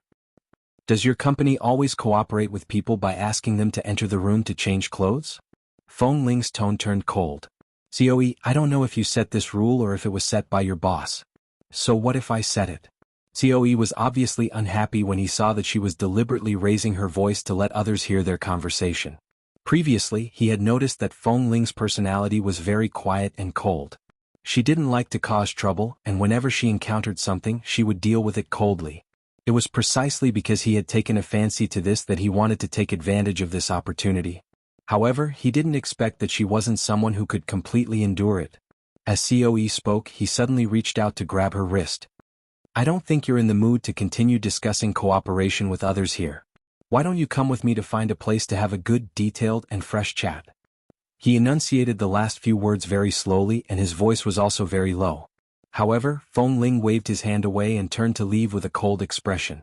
However, at this moment 2 security guards suddenly stood by the side and blocked her way. When she saw the 2 security guards, Feng Ling's expression did not change. She looked at them coldly until COE walked over and stood less than half a meter behind her. He said in a low voice, Miss Feng, you're a smart person. You should have guessed something before you came. Do you think the security facilities in my villa are poor? When you entered the door, the surveillance camera at the door detected that you were equipped with a dagger and several sharp blades. I know that you are different from ordinary girls, but do you think that you have the ability to hurt people now that you are standing here? You have to know that you're no longer the daughter of the Feng family. You have the entire Feng Corporation and the Feng family behind you. If you dare to kill anyone here, we can destroy your entire Feng family. Not far away, Li Nanheng was chatting with a few businessmen and celebrities. His attitude was aloof and noble but not arrogant. Although his expression was cold, the celebrities did not feel like they were being slighted. Suddenly, the sound of a wine glass shattering entered his ears. Chapter 13-19. Do you think you're so capable? Do you think you can do whatever you want just because you have some skills? It won't be so easy to get by here. Hearing this voice, Li Nanheng frowned slightly. He casually glanced at the crowd 20 meters away, only to see Feng Ling's figure. The man's pupils constricted slightly. When he saw that she was trapped by 2 security guards, his expression changed. Seeing this, a few businessmen and celebrities followed his gaze and looked over. Then, someone quickly went over to smooth things over and said, Bossy, what happened? Why did you start making things difficult for a woman? You're Miss Feng, right? Are you all right? The last sentence was said by the person who tried to smooth things over to Feng Ling. As he spoke, he glanced at Li Nanheng from the corner of his eyes. If he was not mistaken, CEO Li should know this person in charge of the Feng Corporation, and their relationship was not simple. Feng Ling did not answer. Feng Ling did not answer. She was just thinking about the door she had just passed. No wonder it looked like a door made of high-tech metal. It turned out that it had an automatic scanning function that could scan all the illegal and dangerous items on her body. No wonder COE did not use any other methods. He knew that she would not be easy to deal with, so he simply wanted to take the opportunity to see if he could take any measures that would make her give in. In the end he failed. Miss Feng doesn't look too good. Should I ask someone to send you over to sit down and rest? The person who tried to smooth things over said and gave his assistant a look. Wait. Li Nanheng's voice was low. He turned and walked in that direction. At the same time, he said to the celebrities beside him, Excuse me. Yu Zheng, who was following Li Nanheng, quickly stopped smiling politely at the celebrities beside him. He turned to look at Xiao Li and his eyes were filled with surprise. What was Xiao Li doing? Yu Zheng followed closely behind. There were 2 sides in her heart. One side was reminding her that if she wanted to break out of the encirclement, not to mention these two security guards, even the dozen or so security guards present might not be her match. She could just fight her way out. However, the other side was telling her that she couldn't. She had the Feng family behind her, and even if she couldn't get the 1 billion yuan, it was still necessary for her to gain a foothold in Washington. She couldn't be impulsive or use force to solve it. Just when her hand, which had just dropped the wine glass, was tightly clenching into a fist in her sleeves, restraining herself all the time, a lazy and smiling voice suddenly sounded in his ears. "Bossy, how did my woman provoke you?" This voice, the familiar voice, caused Feng Ling's cold heart to skip a beat. It was as though someone had hit her with a stick. Really, whatever you were afraid of came true. She secretly restrained her emotions and turned to see Li Nanheng approaching. Coe's expression stiffened when he heard Li Nanheng's sudden words. He turned to see who it was. After seeing that it was really Li Nanheng, he then looked at Feng Ling, whose expression had become much calmer. "Who is it? This Miss Feng? Co Li's woman?" "Coe." Feng Ling did not look at Li Nanheng. She only said lightly, "I'm your guest and Mr. Li is also your guest. You must have heard wrongly." Coe didn't understand. If he had heard wrongly, then the others couldn't have heard wrongly. However, it was clear that those who had heard this had heard Li Nanheng's words clearly. For a moment he was unsure. He could only look at Feng Ling, who did not even like to wear a gown and rushed to the banquet in casual sportswear. Then he turned to look at Li Nanheng. Li Nanheng did not explain further. He moved his gaze away from Feng Ling's face and turned to look at the others. "What happened?" The secretary beside Coe thought for a moment and quickly went forward to add oil to the fire. Feng Ling clearly did not do it on purpose, and the wine should not have been spilled on Coe, but such a small matter had been exaggerated by the secretary. She said a lot about how cold and arrogant Feng Ling was. In short, all the fault was on her, and she described her attitude as very bad. After listening, Li Nanheng only glanced at Feng Ling indifferently. The latter did not even look at him, but her expression was cold and indifferent. If it weren't for the fact that they were in front of everyone in the business world and that Feng Ling was indeed responsible for the Feng family, she really wanted to throw this secretary over her shoulder. She didn't even sneer, but her expression was very cold, so cold that it was as if there was a certain distance between her and these people. Even if she was being framed and embellished, she just looked on coldly and didn't rush to explain. Seeing her attitude, the two security guards reached out unhappily and grabbed her wrist. "Let go." Li Nanheng stood in the crowd. His face was obviously cold and angry and his eyes were clearly dark. At the same time he looked at Feng Ling. "Speak." "I have nothing to say." Feng Ling was suddenly pointed out by the man and looked at him. "It's a small matter. There's no need for Mr. Li to worry. I can solve it myself." "You can solve it?" Li Nanheng's low voice carried a hint of coldness that others could not understand. Earlier, he had said that she was his woman, but now it seemed like the atmosphere between the two of them was very far apart. Feng Ling glanced at him again. She recalled that it was rare for Li Nanheng to see her in such a sorry state. She had clearly said that she wanted to bet with him, but now she was the one being bullied for the sake of this 1 billion yuan. On the contrary, he did not put in any effort at all. If she made such a bet with him, it would probably be equivalent to a moth flying into a flame. Her brain was flooded with water to bet on this. Thinking of this, her face turned even colder. She did not want to say anything else and only said coldly to Coe, "I'm sorry." Then she turned around and walked out without looking back. She did not intend to give anyone any face. Feng Ling did not have the capital to be so willful in the business circle, but with Li Nanheng standing here, she suddenly only wanted to be willful once. She did not want to face him in such an embarrassing situation. "Stop." The man's voice was clear and deep, but Feng Ling had already seen through his emotions. She knew that he was not angry but was just warning her not to leave willfully at this time. She originally wanted to leave, but when she thought of the Feng family and the towering tree of the Feng family, she immediately stopped in her tracks and felt a chill run down her back. Chapter 13:20. Feng Ling really wanted to scold herself for being disappointing. She usually thought that she was very powerful, but when she really fell into the mouth of this business circle, she found that she really might not be able to handle it. In the past 10 months, she had been fighting with the people in the company and had not reached out her hands to the outside world. Now that she had reached out, she realized how bad the people in this circle were. She was quiet for a moment and abruptly turned back. "I've just been taught a lesson by Coe. Do you have anything else to say, Coe?" Just now, Li Nanheng had publicly said that she was his woman, but now Feng Ling had a vigilant expression on her face that said, "I'm not familiar with you." Her whole body was in a state of cold vigilance, as though she might walk out at any time without looking back. At a time like this she could still be stubborn. Li Nanheng was so angry that he laughed. He slowly unbuttoned the exquisite buttons on his collar. His aura was different from before. He really had the aura of a superior in the business circle. His black eyes were cold as he stared at her, and his voice was low and indifferent. "Come here." Feng Ling's scalp went numb from his gaze. It was as though he was looking down at her when she was thrown onto the training ground at night to do devil training. She kept telling herself not to get involved with him on such an occasion. "Sorry, today's occasion is not suitable for a newcomer in the business circle like me. Everyone eat and have fun." "I'd better? I told you to come over." Li Nanheng mercilessly interrupted her. The self-mocking words of a newcomer in the business circle made him frown and his gaze dark. Feng Ling clenched her hands in her sleeves. Although Yu Zheng was not particularly familiar with this Miss Feng, he could tell that CEO Li was on the verge of anger. It was clear that CEO Li wanted to help her, but why did this Miss Feng keep avoiding him? Everyone present could see that the two of them were advancing and retreating. They couldn't help but wonder what kind of relationship this Miss Feng had with Li Nanheng. Feng Ling glanced at him again and met Li Nanheng's gaze. She pondered for a moment and turned to walk back. "It's just a small matter. Mr. Li really doesn't need to interfere."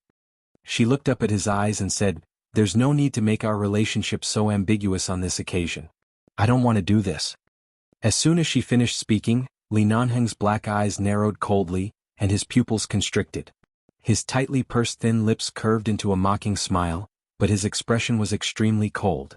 The celebrities beside the man couldn't help but shiver. The assistant, Yu Zheng, felt that this lady was courting death. Li Nanheng ignored the crowd behind him and walked to the front of the cover. Looking at her, he bent down slightly and whispered in her ear, "No matter how stubborn you are, it depends on the time. Are you sure you still want to confront me at this time?" When he spoke, there was a cold sneer in his voice. When he spat out each word, there seemed to be some ice shards in his voice. "Otherwise, do I have to admit that I'm related to you in front of so many people?" Feng Ling said and stepped back. "Think about it carefully. If this billion goes down the drain because of your temper, it won't be long before you have to prepare to marry me. I gave you face and gave you some leeway, but now you don't want to give yourself any leeway at all?" The man's voice was still cold and indifferent, but there was a hint of mockery. "Where did the courage you had to make the bet with me go? It's so easy to marry you. I'm afraid I'm not used to it." As she listened, her heart pounded wildly. The bet was all because she had enough confidence, but now this confidence had almost been wiped away. After all, King appeared out of nowhere. She didn't speak. She just hated the unequal status between them. It was like this in the past and it was like this now. But thinking about it carefully, every time in the past he seemed to be the first to give in. Thinking of this, her eyes gradually melted a little, but there was still some stubbornness in her eyes. The biggest resentment in her heart was that she should have listened to Qin Shuk's suggestion and given up on the financing from COE and looked elsewhere. She shouldn't have taken this risk. In the end, she even embarrassed herself in front of Li Nanheng. Feng Ling didn't realize that the reason she was really depressed and angry was because she had made a fool of herself in front of Li Nanheng. Her heart was surging with displeasure. Seeing that she was still deliberately drawing a line between them, Li Nanheng's jaw tightened. The next second, he suddenly reached out and held her in his arms. Feeling his movements, Feng Ling retreated in shock, but was quickly pulled back by the man. The moment she fell into his arms, the man's voice was close to her ear. It was as though he was whispering, but it was as though everyone around could hear his voice. "Why are you still throwing a tantrum with me at a time like this? I just made you angry last night. Is there a need to not give your fiancé face in front of so many people?" "Fiancé?" Everyone was in an uproar. Feng Ling, she was about to push him away, but the man had already let go of her. At the same time, he lowered his eyes to look at her fiery gaze. There was a smile in his eyes, but that smile was clearly warning her not to speak nonsense. If he didn't let her speak, he could speak nonsense? Whose fiancé? She had only run into a wall with COE and had other countermeasures. It wasn't even a month yet.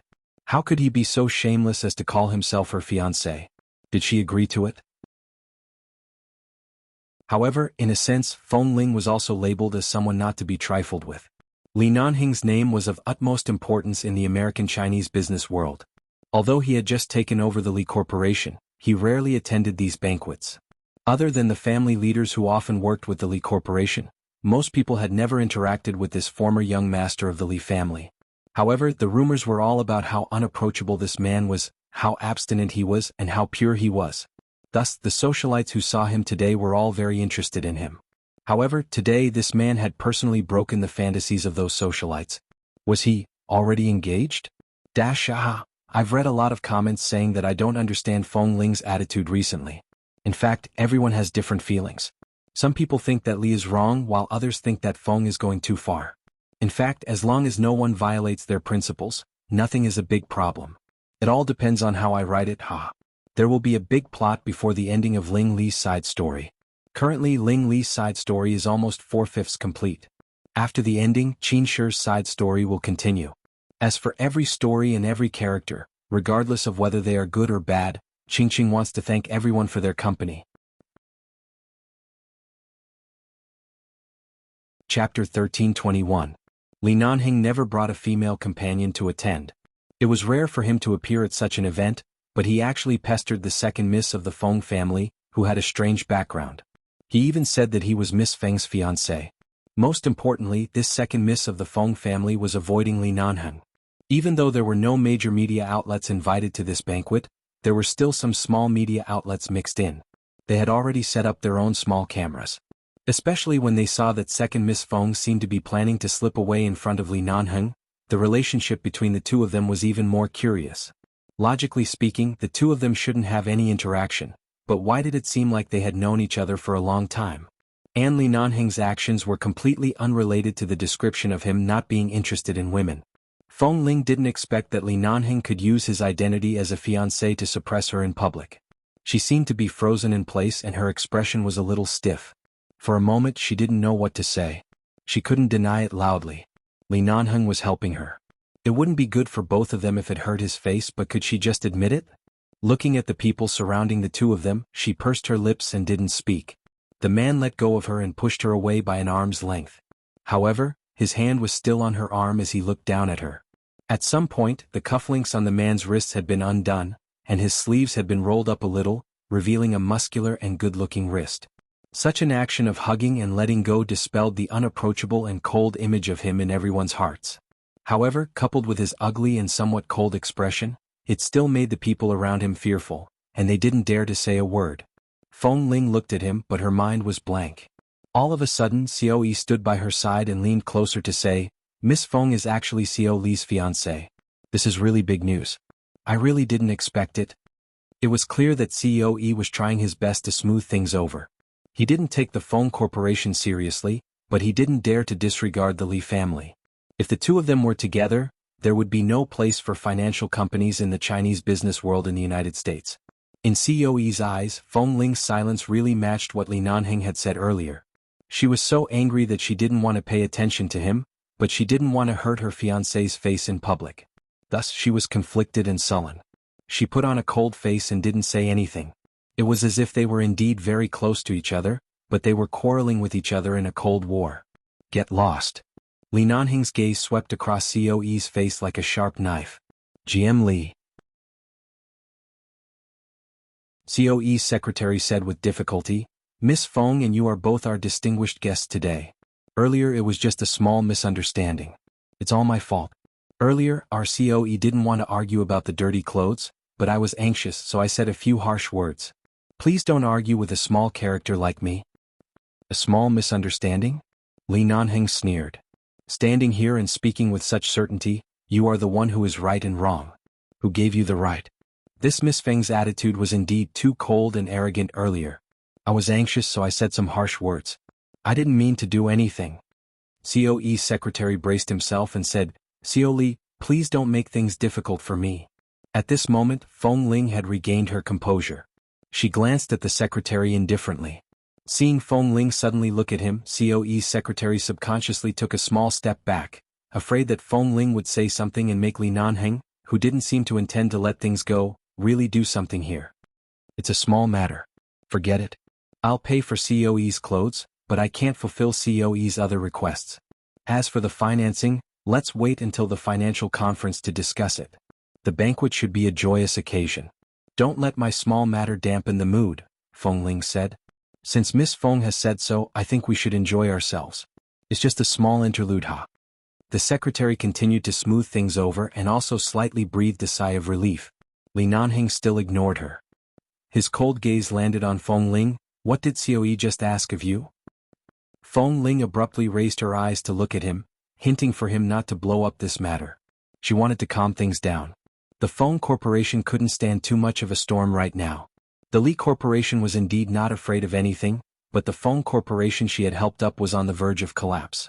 She had to endure it when it was time. Xiaoyi stood by the side and stared at Feng Ling, as though afraid that if she moved her lips, she would really say what he had done to her earlier. At this moment, there was another commotion by the side. It seemed that the big shots of the financial world had come over. The people around immediately turned back and rushed in that direction.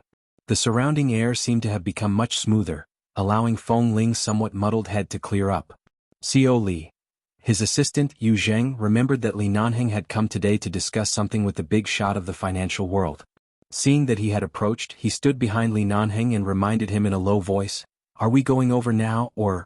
Li Nanheng didn't seem to hear his assistant's words. He suddenly sneered and looked at Feng Ling.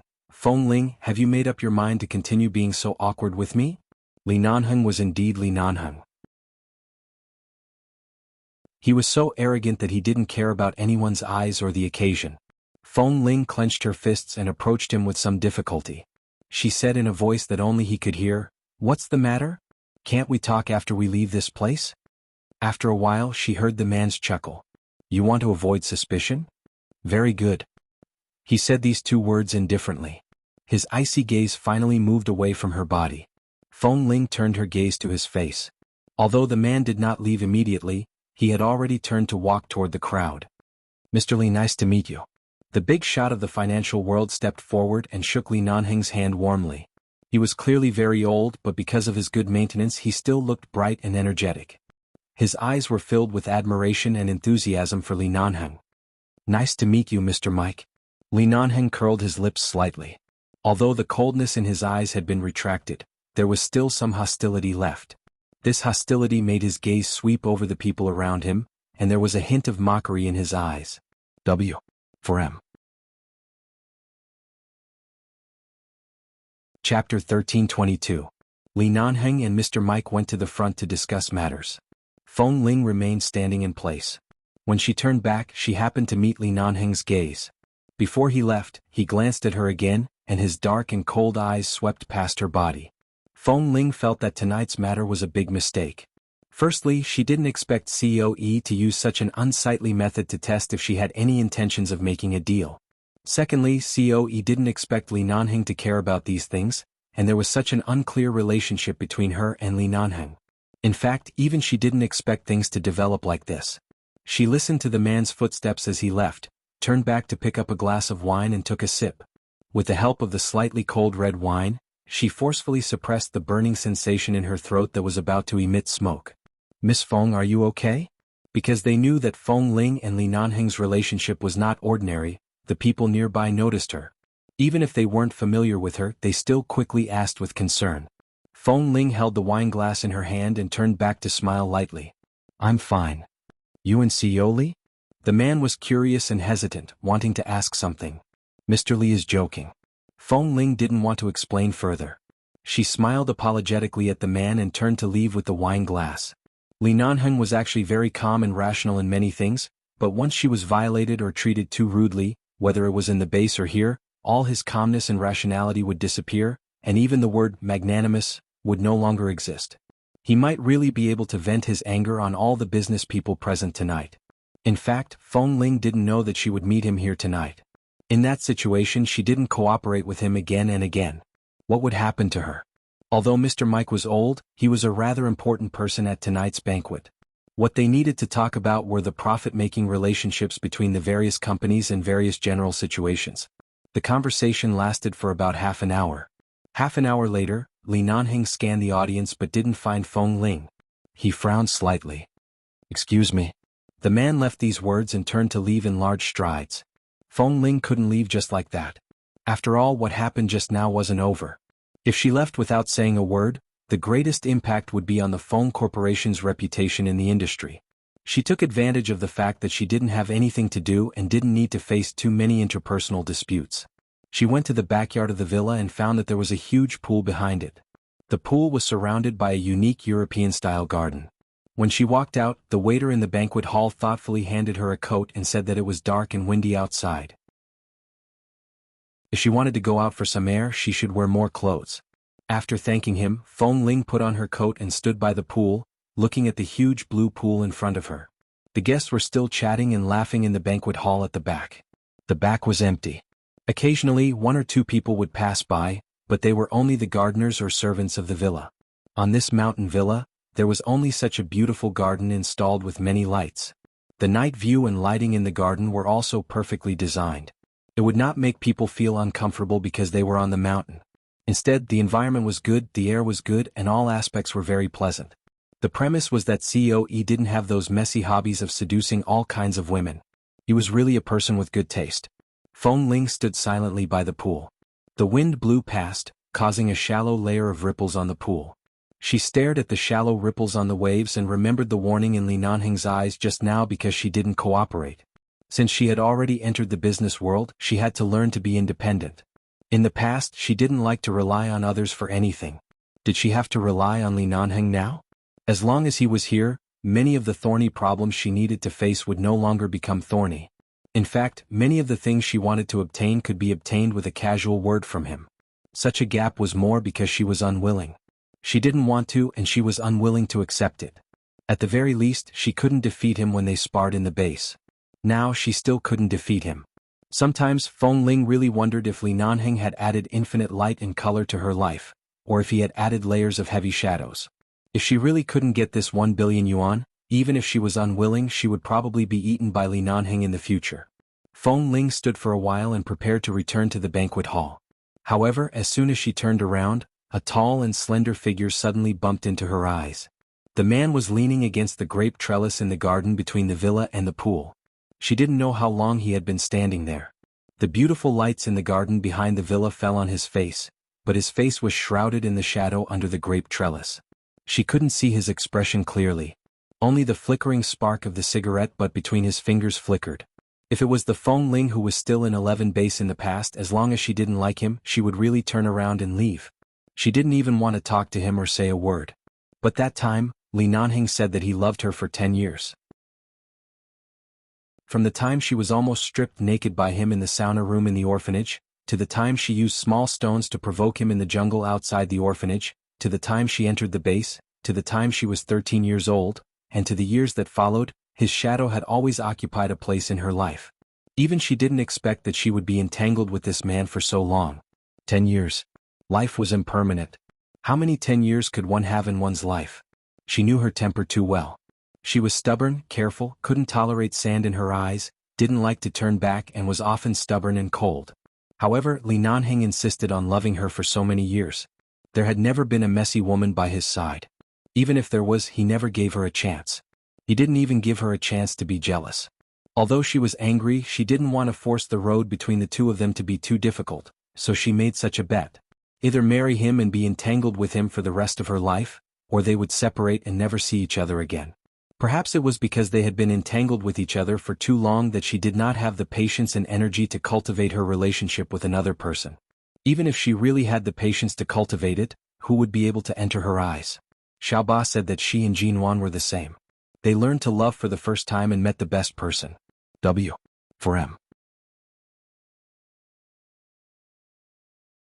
Chapter 1323.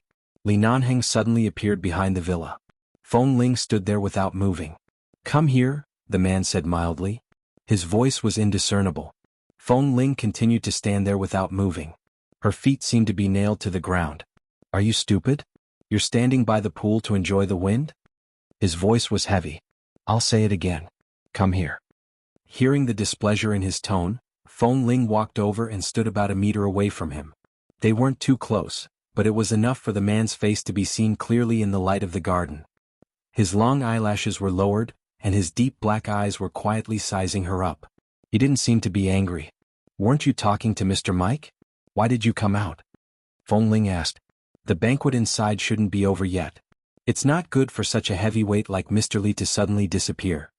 In other words, she and the Feng Corporation were nothing in the eyes of these people. Not everyone could notice whether she was missing or not. Li Nanheng reached out to touch her face, only to feel a coldness. He furrowed his brows and used his warm palms to rub her face. He only stopped when her cheeks heated up. Feng Ling's cheeks hurt from his rubbing, but she endured it and did not say anything. This man always had some hidden stubbornness in his bones. This was not like her home, nor was it a place that belonged to the two of them. If they quarreled again, it would not be good to be seen by others. Weren't you very strong-willed when you faced these people alone? Li Nanheng's eyes darkened, and his tone was full of mockery. Why did you suddenly become silent the moment I went over? Did it affect your emotions so much when you saw me? It doesn't affect me, but I'm not used to seeing you in such a situation. Feng Ling's expression did not change. At least in the business world, I'm still a beginner. When there are acquaintances, it's inevitable that I will show my timidity. Oh, you mean you're embarrassed? The man lifted her chin and stared at her with his black eyes. No, I was thinking about how to get my hands on that 1 billion yuan. In the end, you attracted so much attention the moment you appeared. I suddenly felt that there was no need to fight for the same resource as you. I was just thinking about changing my target. Today, COE was just testing me. He didn't go overboard. At least he's more restrained than I imagined. I have my own defenses. There's no need for you to worry. Feng Ling turned her head away to avoid his hand. Hearing her words, Li Nanheng's eyes darkened. He continued to hold her chin. Even if you knew that grandson had ill intentions towards you, you still dared to come? What can he do to me? If he really does things to a certain extent, he will be the one to die. Feng Ling knew that she was being unreasonable, but she still refused to admit it. Li Nanheng sneered. Do you think this is a place where you can kill people? Do you want the Feng Corporation's reputation? Whether or not I can support the Feng Corporation depends on my own strength. With this luck I can hold on.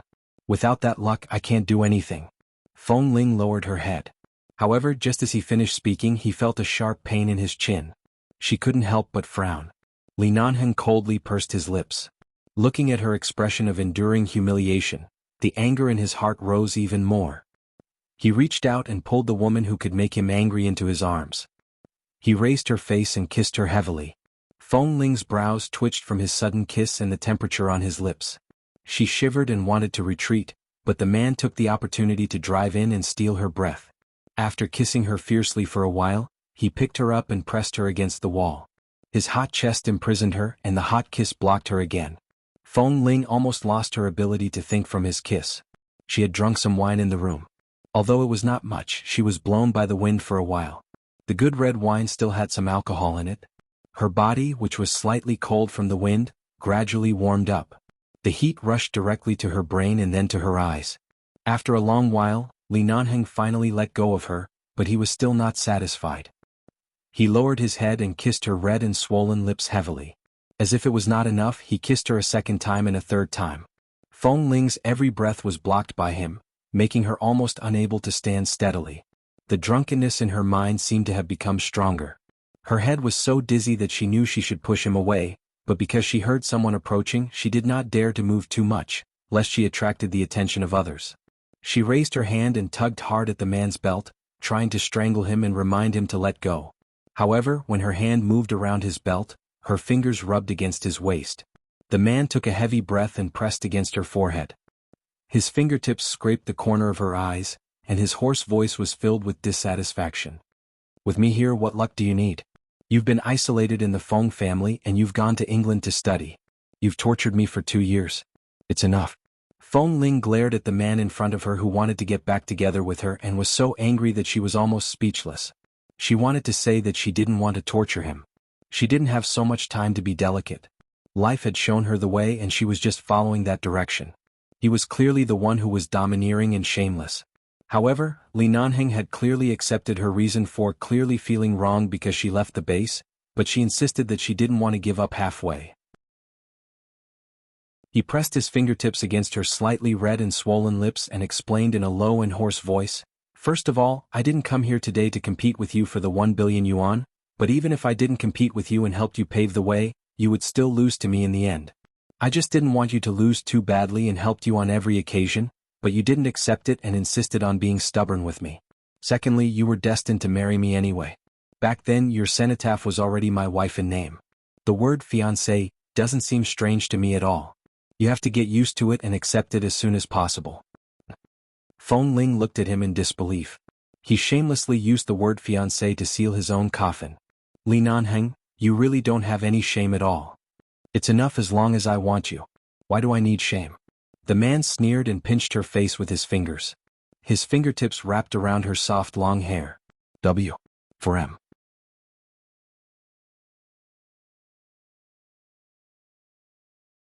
Chapter 1324. Feng Ling saw that someone was approaching and quickly signaled for him to let go of her with her eyes.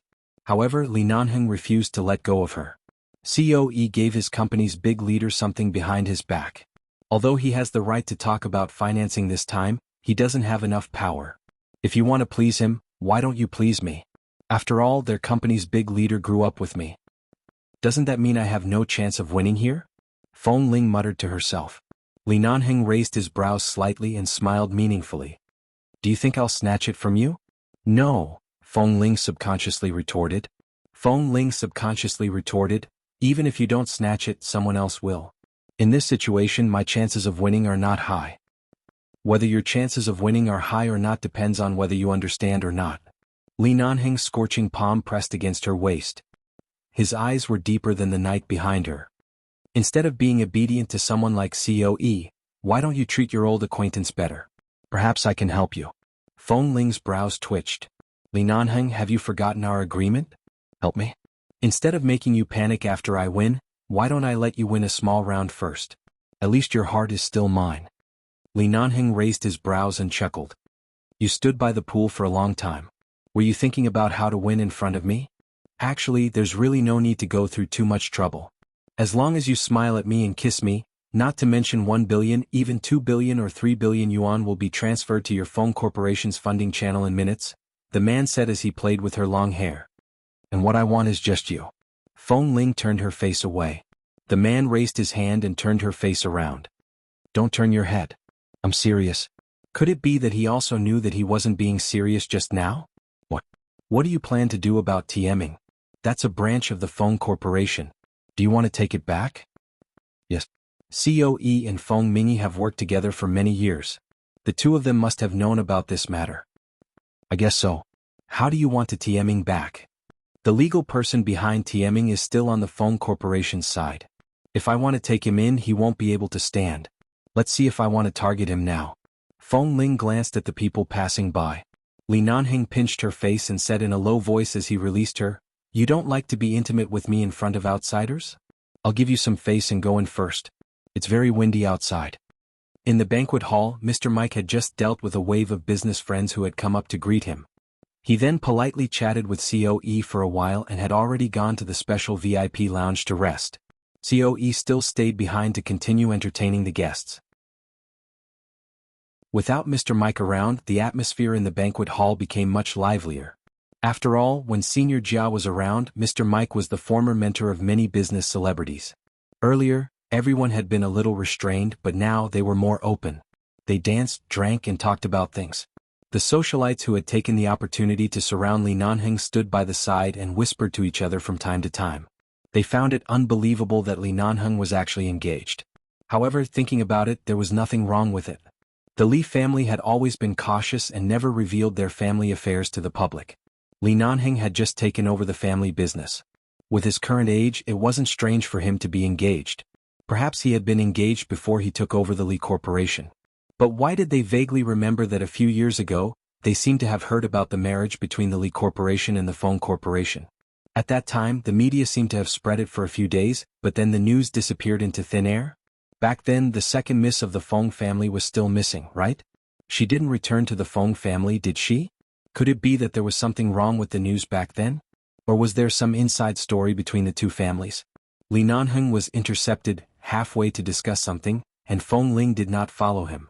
Although Li Nanheng gave her a look to ask her to follow, she chose to pick up a glass of red wine and raise it to him from afar. She had no intention of being tied to him. Li Nanheng's face darkened and he was about to come over, but at this moment Feng Ling felt a small figure flash past her legs. From the corner of her eyes, she suddenly saw a very small boy crawling out from under the table by the side. He then struggled to get up from the ground and walked unsteadily to the table, reaching out to grab the cake on it. However, there were still many wine glasses and red wine on the table. The child reached out to grab the tablecloth. If he continued to grab it, the tablecloth would be pulled down, and the cake and wine glasses on it would fall all over the child. Feng Ling quickly put down the wine glass, stepped forward and picked up the little boy. Li Nanheng's footsteps paused when he saw a child suddenly appear in her arms. For some reason, the scene of Feng Ling holding the child in front of him did not feel strange at all. The woman who had always been as cold to him as possible was holding the child with a very gentle gaze. What do you want to eat? Andy will help you get it. Don't take it yourself. It's easy to hurt yourself. As Feng Ling spoke, she tapped the tip of the beautiful little boy's nose. At the same time she looked around. She didn't know who brought this child here. Why didn't she see his parents? Just as she turned around, she suddenly saw a familiar figure flash past, but the figure left in a hurry. Feng Ling's expression faltered. Wen Liqing? She suddenly looked at the child in her arms with his round eyes. This child looked to be a little more than 2 years old. His neatly trimmed and cute mushroom hair was pressed softly against his forehead. At the same time, he was trying his best to stretch his neck in the direction of the cakes on the table beside him, mumbling, "Cakes? Don't want cakes." This child? Feng Ling stared at his face in surprise. His eyes were very similar to Wen Liqing's. They were big and bright, but there was something between his brows that made him look like Dr. Wen. Li Nanheng had already approached. Looking at the child in her arms, he was not surprised. He only said, "I didn't expect you to like children, Feng Ling. I saw that he almost pulled the tablecloth off just now, so I picked him up." Li Nanheng did not say much. He glanced at the little thing in her arms, picked up a small triangular cake from the long table beside him and handed it over. Looking at the little boy whose eyes lit up because the cake was delivered to his mouth, he raised his eyebrows and asked mildly, "Do you want to eat it?" Chapter 1325. The little boy nodded with a smile. He looked extremely good-looking when he smiled. "Eat. Momo wants to eat." "What's your name?" Li Nanheng did not immediately hand the cake to him but raised his eyebrows and asked. Feng Ling frowned. "Li Nanheng, don't look so cold. This child looks very young. He might not understand what you're asking." "He's 2 years old. He can understand," Li Nanheng said lightly. "He should be able to understand the simplest expression." How did he know this child was 2 years old? Feng Ling did not speak. She held the child and looked at his face. "Can you understand what uncle is asking you?" The little boy looked at the cake and then at Li Nanheng. He suddenly grinned, revealing a few white and cute little teeth. "Momo." "Momo?" Feng Ling had heard him talking about Momo earlier and immediately touched his head. What a cute and obedient child. Where are your parents? Although she was somewhat suspicious of the figure outside who had suddenly left, she did not dare to believe it. Wen Liqing and Dr. Wen, they hadn't seen each other for a long time. It was impossible for a child to suddenly appear. What happened between the two of them 2 to 3 years ago? "Did your mother bring you here?" Li Nanheng asked again. The little boy had already answered his name. Seeing that he was still unwilling to give him the cake, he pursed his lips and turned to Feng Ling pleadingly. "Sister, Momo wants cake. Uncle won't give it." Li Nanheng's expression instantly darkened. "I'm an uncle? Is she my sister?" Feng Ling reached out and snatched the cake from his hand. "Why are you making things difficult for a child? He's already 30 years old. If he doesn't call you uncle, should he call you brother? If he really calls you brother, don't you feel embarrassed to answer?" Li Nanheng. Feng Ling gave the cake to the little boy and had just placed him on a small sofa by the side so that he could eat in peace. At this moment, the phone in her pocket vibrated. She took out her phone and took a look. It was a message from Wen Liqing, whom she had not seen or contacted for a long time. How did Wen Liqing know her new number? "He's called Wen Shumo. He's my son. He's 2 years old and 1 month old. He eats everything and is not picky. I really had no choice but to bring the child over when I knew you would be here tonight. However, it's not convenient for me to show myself. I'll explain it to you when I come back. Sorry to trouble you. Feng Ling, I have an urgent matter to attend to and need to leave America." Reading this message, Feng Ling turned to look at the little guy who had smeared the cream on the cake all over his face in the blink of an eye. Is he really Wen Liqing's child? Was he really 2 years old? She put down her phone and turned to look at Li Nanheng, who was also looking at the child. "Do you know about Wen Liqing?" I don't know much, but the Wen family and the Li family have always been in frequent contact. I've heard about the Wen siblings in recent years, Li Nanheng said lightly. Li Nanheng said indifferently, after when Liqing became pregnant, she hid and gave birth to the child, but there seems to be something wrong with the Wen family. She has been avoiding Wen Linhan and taking care of the child alone.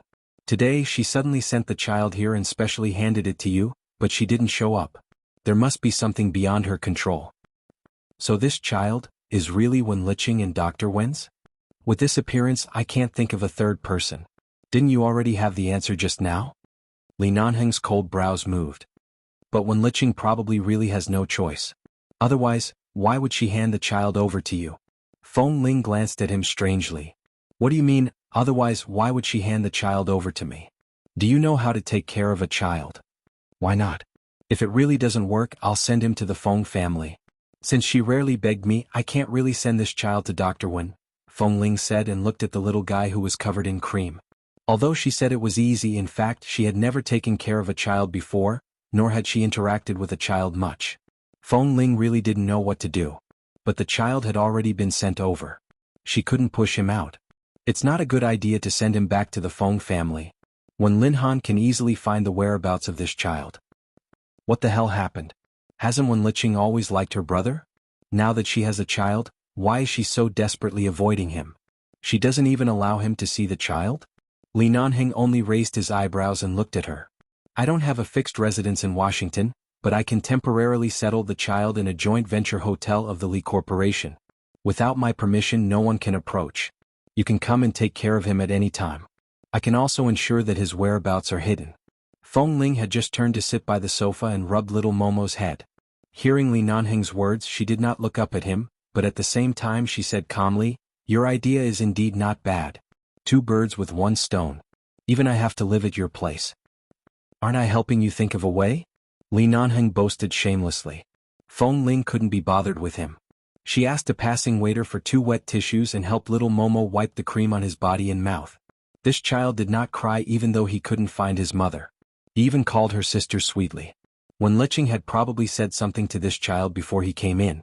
This child was quite obedient by her side.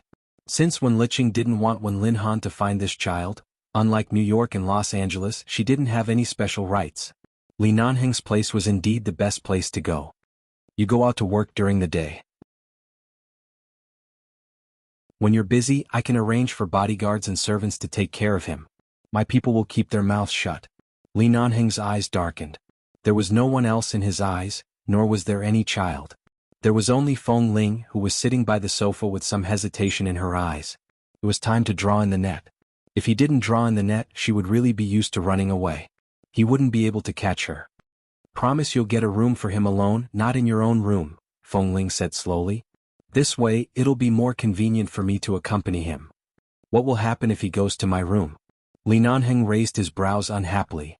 I helped you take in this child and you're still bargaining with me? Do you really think I can't do anything to you just because I've given in to you time and time again? Your lifestyle isn't healthy. It will affect the child. Feng Ling casually found a reason. Li Nanheng glanced at her coldly. How is my lifestyle unhealthy? If you smoke, it'll easily affect the child's respiratory tract. Feng Ling continued to find excuses. Li Nanheng sneered.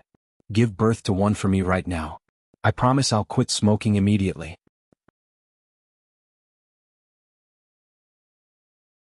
Chapter 1326. Feng Ling was already used to this man's shameless behavior. She glared at him and continued to take out a wet tissue to wipe the cream off little Momo's face. Seeing Feng Ling's careful and patient appearance, Li Nanheng's gaze landed on her gentle side profile. Sister, eat. Little Momo held a small cherry in the cake with his little hand and brought it to her mouth. Feng Ling still remembered that this child had crawled over on the ground, and his hands were not clean at all. Right now he was holding cream and there was a red cherry in the middle of the cream. She lowered her eyes to glance at it and then looked at the smile in the child's eyes. She smiled and lowered her head to put the cherry in his little hand into her mouth. All right, I've eaten it. Be good. Since your mother asked you to follow me, you have to be good and listen to me, okay? All right. Little Momo nodded with all his might. His confused expression and serious eyes were adorable no matter how one looked at it. Feng Ling rubbed his little head again and suddenly thought of something. She turned to see that Li Nanheng was talking to the celebrities nearby. She only glanced at his side profile before looking away. In order not to worry when Liqing, she should send the child to Li Nanheng. After all, when Liqing had helped her a lot back then. Before Mr. Mike left CEO Yi's banquet, he made an appointment with many celebrities present to go to his resort this weekend. Everyone accepted the invitation and agreed to go together on the weekend. Of course, Feng Ling and Li Nanheng were included. It was precisely because of Li Nanheng's presence that CEO Yi did not dare to take a step closer to Feng Ling. Whenever he appeared within 10 meters of Feng Ling, he would immediately receive a lukewarm glance from Li Nanheng's bodyguard. Yu Zheng was dumbfounded the entire time. CEO Li really didn't come to talk about cooperation today? He didn't have the mood to work at all? He was clearly here for Miss Feng. If he had known that CEO Li would come to date, why would he have worked overtime so late at night? If he had known this would happen, he would have gone home to sleep. Why did he have to stay here and watch the boss show off his affection? Enough. Although this public display of affection was one-sided and Miss Feng barely responded, it was enough. After all, CEO Li was usually an extremely cold person in the company. She didn't expect that this male lion would be so docile in front of Miss Feng. Oh my god, oh my god. After leaving CEO Yi's villa, Feng Ling drove by herself. Little Momo sat in the front passenger seat and was sleeping soundly. His white, tender and chubby face was extremely cute, but because the child was too young, the height of the seat belt happened to be stuck at his neck. She was afraid that she would strangle him, so she drove very slowly. At the same time, the black SUV driving next to her car was also driving very slowly. Yu Zheng didn't know what CEO Li was going to do, but he only followed his request and walked with Miss Feng's sister. After going down the mountain, Li Nanheng said, "Go to the Besiding Hotel and show her the way." "All right." Yu Zheng nodded and quickly sped up to drive in front of Feng Ling's car. Feng Ling followed their car from time to time. From time to time, she would look at the little guy who was sleeping, afraid that he was uncomfortable. The distance from the foot of the mountain to the Besiding Hotel was about 20 kilometers. The traffic in Washington was very good at this time, and there was no traffic jam. They arrived in about 20 minutes. Feng Ling stopped the car and carried the little guy over. Momo was full and sleeping soundly. He rested his head on her shoulder and leaned against her arms. He was carried out and did not wake up after getting out of the car. When Yu Zheng got out of the car, he saw that Feng Ling had actually brought the child back. CEO Li seemed to know about it. He stood by the side and did not dare to ask. However, seeing that the child had fallen asleep, he took off his coat and handed it over. "Miss Feng, children are afraid of the wind when they sleep. Put my coat on him." Feng Ling took it and thanked him. Then she turned to look at Li Nanheng, who had already gotten out of the car. The man closed the car door and was about to take a cigarette out of habit. When he turned back to meet Feng Ling's gaze, his hand paused in his pocket. He then calmly glanced at Yu Zheng. "Go to the top floor and get a room. Arrange for some people to go over and let the child stay there. Then find someone to take care of him." "All right, CEO Li." Yu Zheng didn't understand, but he didn't dare to ask. He nodded and quickly went in to make the arrangements. "Go in." Li Nanheng's gaze fell on Feng Ling. Feng Ling did not speak. She carried little Momo and walked in. Seeing that she was reluctant to let go of the little boy, Li Nanheng's cold brows moved slightly. He reached out to take the child. "Let me carry him." However, the little guy woke up at some point. After hearing his words, not only did he not let go of her, but his two chubby arms were tightly wrapped around Feng Ling's neck. He leaned into her arms and said softly, "No. I want my sister to carry me." Li Nanheng looked at Feng Ling's smile despite being strangled by the little boy and his face darkened. "Brat." Feng Ling carried Momo all the way to the room Li Nanheng had arranged. She didn't expect that although Li Nanheng looked like a domineering and cold man, he had carefully arranged a children's room. There were 2 beds, one big and one small, and a simple slide that children liked to play on. There were also some colorful wood and a small wooden horse in the corner. Feng Ling put Momo down and the little thing excitedly paced around the room. He ran to play by himself, but because he was too young, his movements were a little clumsy. However, it was clear that when Liqing had brought him to the amusement park to play, he knew how to play. After sliding a few times, he excitedly ran to the other side to hug the building blocks and refused to let go. Seeing that the child was happy, Feng Ling felt that she did not let down when Liqing's rare request. Satisfied, Li Nanheng stood in front of the door with his arms crossed over his chest. He glanced indifferently at the little boy who was running around the room. Yu Zheng listened by the side and thought that Xiao Li could really break all precedents for this Miss Feng. Xiao Li clearly hated children and didn't even have the patience to coax any child, but he could actually bring this child to his place because of Miss Feng's words. Feng Ling turned back to look at him. And satisfied. If you don't show up when I'm here to accompany him, I'll be even more satisfied. Li Nanheng snorted. Burn the bridge after crossing the river. Dream on.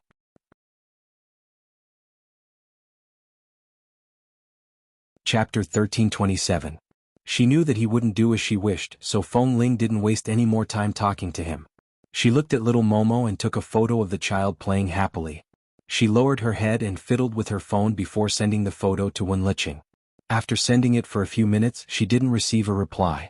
Guessing that Wen Liqing probably didn't have time to look at her phone, Feng Ling put down her phone and continued to look at little Momo with a smile. It was already late at night when she returned from the banquet at the villa. It was almost 11 o'clock at night. After playing for a while, little Momo fell asleep on the wooden horse again. He didn't even take a shower. Feng Ling originally wanted to wake him up and help him take a shower before sleeping, but when she leaned over and saw the child's cute chubby face when he was sleeping, she saw that he looked very similar to Dr. Wen and Wen Liqing. She gradually retracted her hand that had just reached out to pat him awake. Instead, she picked up the child and placed him on the soft bed. She covered him with the blanket and sat on the bed to watch the little guy sleeping soundly. For some reason, her heart felt warm and comfortable. The world of children was so good. After watching for a while, Feng Ling stood up. The moment she turned around, she almost bumped into the man's arms. She abruptly took a step back and the back of her leg hit the edge of the bed. Thankfully, her years of training had allowed her to stand steadily, so she did not fall back onto the bed. She paused and shifted her gaze to his face. Why haven't you left yet? Did I say I was leaving? Then I'll go back first. I still have things to do at the company tomorrow. I still have to deal with TMing. I'll leave little Momo to you for now. With that, she turned to walk out. The man reached out and pulled her into his arms. It's too late. Sleep here and go back tomorrow morning. No, I have to go back to the company. Our company in Washington is temporary. After we get the financing, we have to return to New York. There are many things I need to look through, Feng Ling said indifferently. You know that when I took over the Feng Corporation, the entire company had already collapsed. It wasn't easy for me to reorganize so many scattered companies. I need to keep an eye on them. After all, there will be problems in every subsidiary or small department. How many days have you not slept well since you came to Washington? The man didn't seem to hear her and only looked down at her face. Feng Ling paused. You know my temper. If I don't let you go, you won't be able to leave even if you want to. If you have the time to tangle with me, why don't you take a shower and go to bed early? If you have time tomorrow morning, you can drive back by yourself. If you don't have time, I'll send someone to drive you back. It won't delay anything for you. The man only wrapped his arm around her waist and did not do anything else that would make her angry. At the same time, he raised his cold brows slightly. Or, how about I help you take off your clothes and shower, watch you sleep, and accompany you to sleep? Feng Ling didn't speak at first, but then she put down her hand. This action showed that she really didn't want to waste time here and chose to compromise. Li Nanheng finally let go of her and pointed to the bathroom with his chin. Go take a shower. Feng Ling did not say much and went straight into the bathroom. After a simple shower, he came out in a bathrobe and saw the fruit platter and some simple snacks on the coffee table opposite the sofa in the suite. She didn't eat much at the banquet and only drank 2 glasses of red wine. Although she wasn't drunk, it was indeed uncomfortable to sleep on an empty stomach. Li Nanheng had already left, and there was only little Momo sleeping soundly on the bed in the room. Feng Ling glanced at the coffee table and went to get her phone. She then went to the sofa and sat down. She looked at her phone as she ate the fruit platter and snacks. Wen Liqing's reply came 5 minutes ago. Wen Liqing, haha, thank you. He likes to play on the slide. He can play alone for an afternoon without feeling tired. If you're especially busy, you can let him play by himself. He won't disturb you. Feng Ling smiled and replied, it's okay. I'm not afraid of being disturbed. When I'm really busy, I'll leave it to someone else to take care of him. Anyway, don't worry. Wen Liqing did not reply. Feng Ling put down her phone and continued to eat. There were 2 flavors of cake on the snack plate.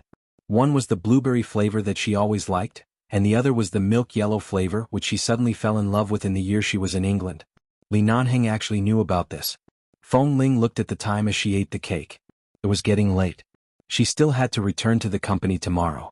After eating a few bites, she turned to brush her teeth and climbed into bed to hug little Momo to sleep. The child had a scent that adults did not have. It was very, very faint, but it made one feel inexplicably drowsy. It was as though the entire world had softened because of the child's breathing, and her heart had softened as well. The next morning, Feng Ling drove back to the company. As soon as she arrived at the company, she felt that something was wrong. There weren't many people who came to Washington with her, but almost everyone's faces were gloomy, as though something unpleasant had happened. When she walked into the office, she suddenly saw the LCD screen hanging above the office. In front of the Feng Corporation's headquarters in New York, there were live broadcast cars from various television stations surrounding the entire road. More and more people were watching the show. Feng Ling looked at the scene on the screen and heard the office door open again. Qin Shuk walked in. "You're back? If you hadn't sent me a message last night to report that you were safe, I would have brought the police to look for you. You didn't come back last night," Qin Shuk said as she looked at the scene on the LCD screen. "The current situation in New York can't be suppressed any longer. After we came to Washington, I don't know who started a rumor in the company that the Feng Corporation is being targeted by the American financial circle. They probably can't continue operating.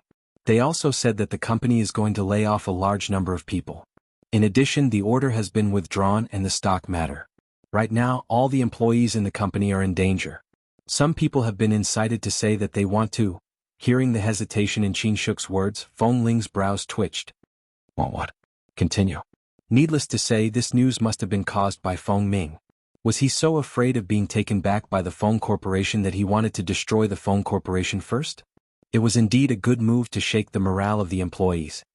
A few people with unstable mentalities were incited to jump off a building to threaten CEO Feng to give up on the decision to lay off employees, Qin Shuk said as she sighed. Qin Shuk sighed as she spoke. "This matter is really not right. Although the Feng Corporation hasn't been in a good state in the past few years, it has never been like this."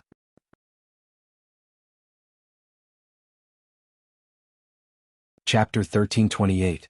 Hearing this, Feng Ling did not say anything. She just looked at the situation on the screen in the live broadcast. A few minutes later she said, "Shuk, send a notice to the company in New York in my name. Tell all the employees to put down their current work and turn on the computer in the office before they get off work. I have something important to announce." After speaking, Feng Ling looked at the Feng Corporation's office building in New York on the screen. Her voice was calm and steady. Even Qin Shuk, who was a little upset, calmed down. All right. It wasn't her first day following her. Qin Shuk believed that Feng Ling had a solution to the problem. She didn't say much and turned to do her work. The television was broadcasting the chaos on the Feng Corporation's building and the jumping off the building. Originally, it was just a case of a company employee wanting to jump off a building to threaten a senior executive. This kind of thing happened frequently in major cities, countries and fields, and it was not worthy of so much attention. However, under the influence of some people secretly adding fuel to the fire, almost all the television media in New York were mobilized to broadcast this news. Li Nanhing sat in his office and watched this scene. His expression did not change. "Boss, do you want me to send someone from New York over?" Xiao Su stood by the side and asked in a low voice after watching for a while. "No need. If Feng Ling can't handle such a small matter herself, she wouldn't have integrated a company in just a few months," Li Nanhing said and turned to look at Yu Zheng. As Li Nanhing spoke, he turned to look at Yu Zheng. "Go monitor Tieming's movements. Don't interfere with the Feng Corporation's matters. Keep an eye on Tieming's people. This matter ends here. Don't let them have any chance to interfere." Yu Zheng nodded and left. Feng Mingyi really doesn't take Feng Ling seriously. He wants to use this method to force her to destroy the Feng Corporation. Since he wants to make the Feng Corporation his own, isn't this stupid method hurting the enemy by 1,000 and hurting himself by 800? Xiao Su muttered. Li Nanhing didn't speak anymore. He just watched the television broadcast. It was clear that if no one had been stirring up trouble, things wouldn't have developed to this extent. If Feng Ling didn't have the time to deal with Tieming, he didn't mind killing him before her attention shifted to Feng Mingyi. If she was willing to accept his help, it would be fine. However, if he made a move and she found out one day, she would definitely not thank him. Instead, she would scold him for being stupid. After all, he was the one who forced her to return to the Feng family and forced her to grow up. In the end, he actually thought of ways to help her grow up. Just thinking about it, he knew that she would definitely not be nice to him. CO Feng, should we ask someone to suppress the matter with the media first? There were a few executives by Feng Ling's side who were trying to come up with ideas, but in this situation they were too far away from New York and could not help. Looking at Feng Ling, who was sitting behind the desk, the few loyal senior officials who had been in the company for many years saw the dark green seal in her hand. They all knew that it was something that grandfather Feng had personally placed in her hand when he handed over the company's power to her. This seal symbolized that the future of the Feng Corporation would fall on Feng Ling. It's not easy to suppress the media, Feng Ling said in a low voice. There was not a trace of nervousness on her fair face. Besides, if she only chose to suppress the media at this time and did not resolve the problem clearly, it would only be superficial. The people in the company would still be uneasy, and the company's image would also be severely damaged. It would be futile. She placed her hand on the dark green jade seal. In a moment, Feng Ling had already sorted out her emotions and stood up. She walked to the video camera that Qin Shuk had prepared to connect to the New York company. On the other side of the camera, countless media reporters were standing with the company's employees. The media soon discovered that Feng Ling had appeared. Countless cameras immediately focused on Feng Ling, who was far away in Washington. As for the employees present, no one cared about the situation. They only cared about whether they would be laid off and whether they would lose their jobs. Turn my camera to the employee on the rooftop who wants to jump off the building. Feng Ling faced the camera and her tone was cold. After she finished speaking, no one spoke for a while. A moment later, someone reacted and quickly brought the movable monitor to the rooftop. The employee who wanted to jump off the building was very agitated. He shouted that Feng Ling had recently gone to Washington and did not stay in New York. It must be because something had happened to the company. She was too weak to deal with it, so she hid in Washington, leaving the employees here to suffer losses.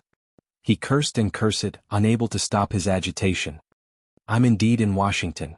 Although I can only face you in this way, at least this is a chance for you to face the person in charge of the company as a low-level employee. What do you want to say? I'll give you a chance to say it. Do you want to jump down to see the King of Hell? Or do you want to take a few steps back and communicate with me? Communicate like a normal person? Feng Ling's clear voice came from the monitor. The reporters who could see Feng Ling were also listening carefully. A cold breeze blew past the rooftop, and the agitated employee stood on the verge of collapse. Who wanted to die? No one wanted to. What they wanted was to let the company's higher-ups hear their voices. Although CEO Feng was not in New York, it could at least be considered a face-to-face method. The employee swallowed. The Feng Corporation situation hasn't been good in the past few years, but we old employees have worked hard to work here. We've never thought of changing jobs. So many people want to poach us, but we can't bear to leave. But you, Feng Ling, have only been in office for a few months. Now you want to lay off employees? Are you trying to hound us old employees to death? The employee's eyes turned red as he spoke. His emotions, which had calmed down, became much more agitated. When did I say I wanted to lay off employees? Feng Ling's expression was indifferent. The employee on the rooftop was startled. Feng Ling was very calm. Every word of hers was filled with calmness and sharpness. From the top management of the company to all the employees of the company, have you ever heard me mention the word layoff? I'm very curious who spread this rumor. You know that the Feng Corporation has been in a bad state for the past few years, but now the company has been going downhill. When it fell to the bottom, it didn't even think of laying off employees. Now that it's rising and needs a lot of manpower, would I lay off employees?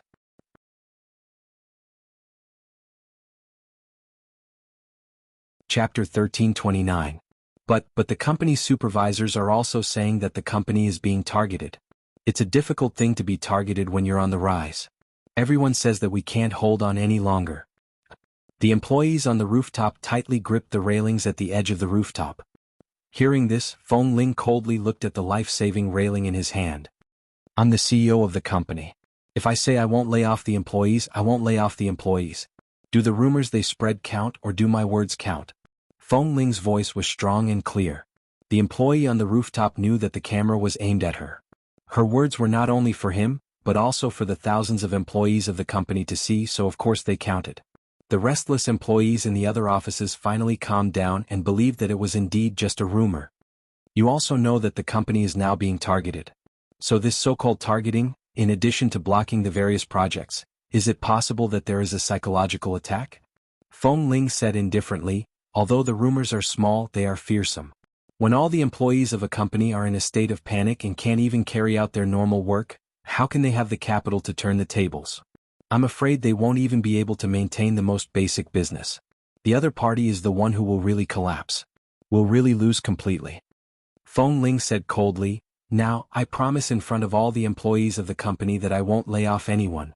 In the future, if you hear any trouble, just call my private number to report it. If there are any problems, I'll use this method to explain to everyone.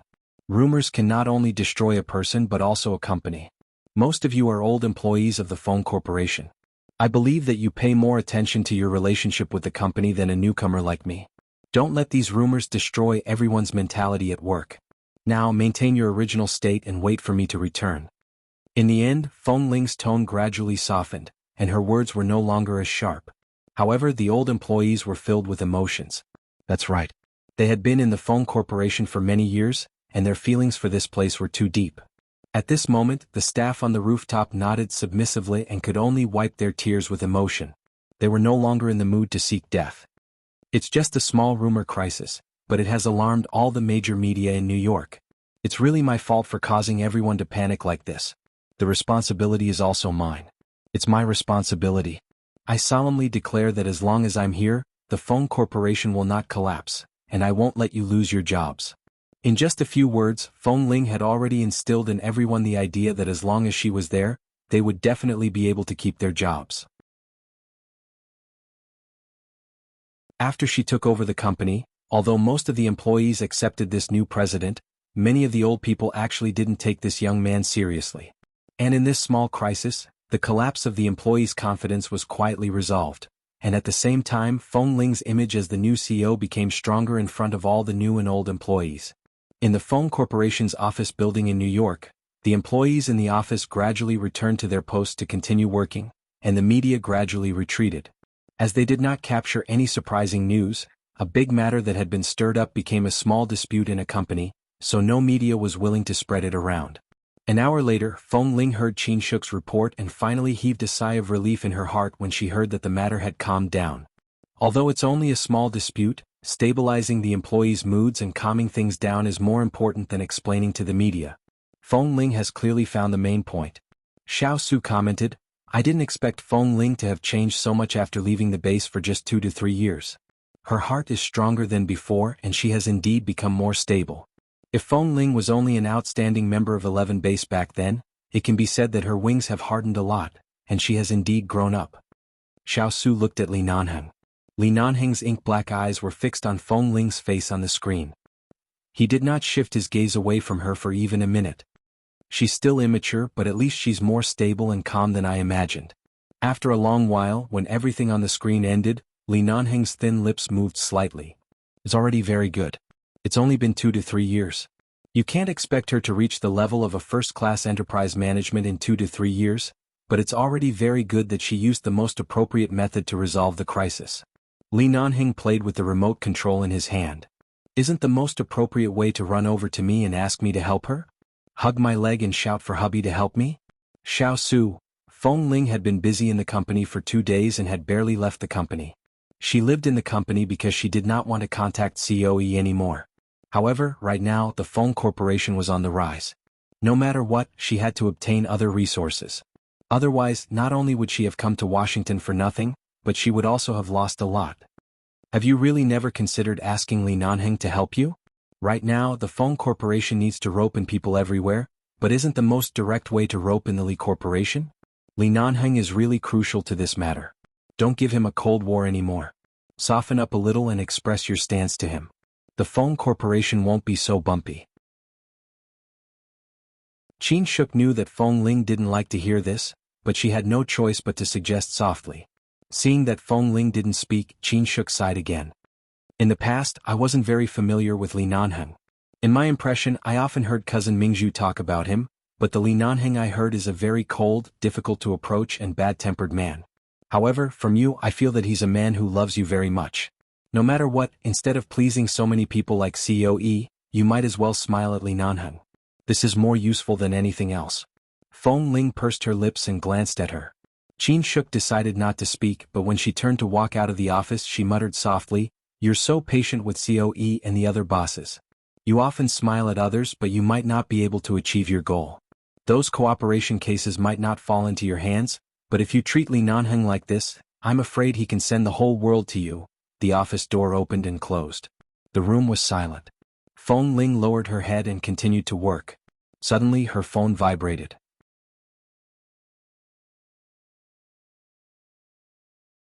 Chapter 1330. The person who called was Mr. Mike's assistant. He asked Feng Ling if she had time to go to Mr. Mike's resort this weekend. This was something that had been agreed upon at the reception a few days ago. Of course, Feng Ling had already set aside the weekend. However, because the weekend was specially free, she was especially busy in the past few days, so she didn't have much chance to visit little Momo. She could only occasionally confirm the child's safety based on the photos and text messages sent by the people taking care of little Momo in the hotel. In fact, there was nothing to confirm. After all, he was with Li Nanheng and his safety was guaranteed. She only needed to make sure that the child was eating well and sleeping well. She wouldn't worry, nor would she worry when Liqing, who had just left America. The weekend. This time Feng Ling did not go alone. Instead, she brought Qin Shuk to Mr. Mike's resort. After all, Mr. Mike was an outstanding figure in the American-Chinese business world. He was also a legendary figure in the older generation of the business world. He had hundreds of billions of assets under his name. Resorts that covered millions of square meters in the suburbs of Washington could be found all over the world. Furthermore, the decorations in each resort were luxurious, causing everyone who came in to be amazed. In this huge resort, there were all kinds of stadiums, entertainment venues, swimming pools, hot springs, sweatshops, fitness facilities, and so on. Mr. Mike invited everyone to come and arranged rooms for everyone. He asked everyone to stay here for the night to taste the 3 meals and service standards of the resort under his name. This is a true rich person. Qin Shuk walked beside Feng Ling, and the two of them retreated from the crowd in front of them. She whispered to Feng Ling, "I heard that Mr. Mike's assets have long surpassed Bill Gates, but he has never announced his assets to the public. Although he is famous in the business world because he is too low-key, he has always been an invisible tycoon that everyone in the industry knows about. If it's the world capital, I think Mr. Mike is more qualified. Look here, this taste, this vision, and the one in front. It looks like a building decoration, but it's actually a statue of a severed arm from ancient Rome in the 80s. This kind of statue is enough to support a company that is about to go public, not to mention here. Look, there are so many of them. Many of them are from the last century. This is only the villa district in Washington. There will probably be many villas in other places. This shows that Mr. Mike is really super rich. This shows that Mr. Mike is really super rich." Feng Ling did not know much about these things, but Qin Shuk had studied abroad and had seen and heard a lot. Feng Ling only knew about these things after hearing them. She turned to look at the ancient Roman statue and asked softly, "Is it so expensive?" "Of course, a statue from the 80s. Do you think this is a joke?" Qin Shuk smacked her lips as she spoke. But then again, with the Feng Corporation's current reputation and situation, it's really an honor to be invited by Mr. Mike. This time Feng Ling did not say anything. She only glanced at Mr. Mike, who was chatting and laughing with the people around him. His reputation is indeed great in the business circle, but Mr. Mike from America and Mr. Zan from England, who do you think is better? As she spoke, in order not to let others hear, Feng Ling leaned slightly to Qin Shuk's ear. "I think Mr. Zan is slightly better." Qin Shuk's lips twitched. "You're always so protective of your own people. No matter how powerful Mr. Zand is, he's so much younger than Mr. Mike. He's still a junior and we're juniors among juniors. Mr. Mike is a legend, okay? When I was studying abroad, I saw Mr. Mike's photo in foreign textbooks. He's really a legend. No wonder you insisted on coming with me to the resort this time. So Mr. Mike is your idol?" Feng Ling glanced at her. Qin Shuk snorted. "Although there is indeed a reason, it's more because I want to accompany you, okay? I want to see if Li Nanheng will bring little brother K out. I heard that little brother K rarely returns to 11 base and often walks outside. Perhaps he's following Li Nanheng now?" Feng Ling chuckled and turned to walk in. Most of the people who came today were the group of people who were at COE's villa that day, but there were also some people Feng Ling had never seen before. However, it was obvious that their roles were not simple. Occasionally, when she heard their conversations as they passed by her, she could vaguely hear the companies they were talking about. When she heard the names of 2 very large groups in America, Feng Ling turned to look at them. Unexpectedly, the people from EDK Group and AW Group were also invited. It was said that even Shine Group had been invited. However, the MO family did not send anyone, and even Director Mo did not appear. Almost all of the leaders of the top companies in the American Chinese community had arrived. It could be seen that Mr. Mike's strength could not be underestimated. What was the saying again? If you wanted to gain a foothold in a place, you had to pay respect to the doc first. Mr. Mike was this doc. However, although the old man accepted the initiative and fawning of so many people, he did not seem to pay much attention to this. For example, Feng Ling had not appeared in front of the old man before, nor had she greeted him. She was not like some of the female CEOs present who had been chatting with the old man with a smile and trembling. However, the old man did not seem to be affected by this. Feng Ling, who had not even smiled, was also included. She toured the resort. Every few steps she could see various extravagant garden designs, as well as various souvenirs and ornaments worth over 100 million yuan. After walking for a long time, she walked into the front hall. Feng Ling stood at the back and did not squeeze forward, but she could hear Mr. Mike's voice coming from the microphone. His voice was old but powerful, and his opening remarks were exciting. When Feng Ling turned to look at the old man again, she accidentally met the ink-black eyes of the man sitting at the end of the seat. She paused and looked at Li Nanheng for a few seconds. She saw that the man, who was originally cold and indifferent to everything around him, seemed to have a faint smile in his eyes. If you smile at Li Nanheng like this, I'm afraid he can send the whole world to you. Qin Shuk's words suddenly reverberated in his ears. Feng Ling abruptly retracted her gaze, but even if she did not look at him, she could feel that the man did not withdraw his gaze through the crowd.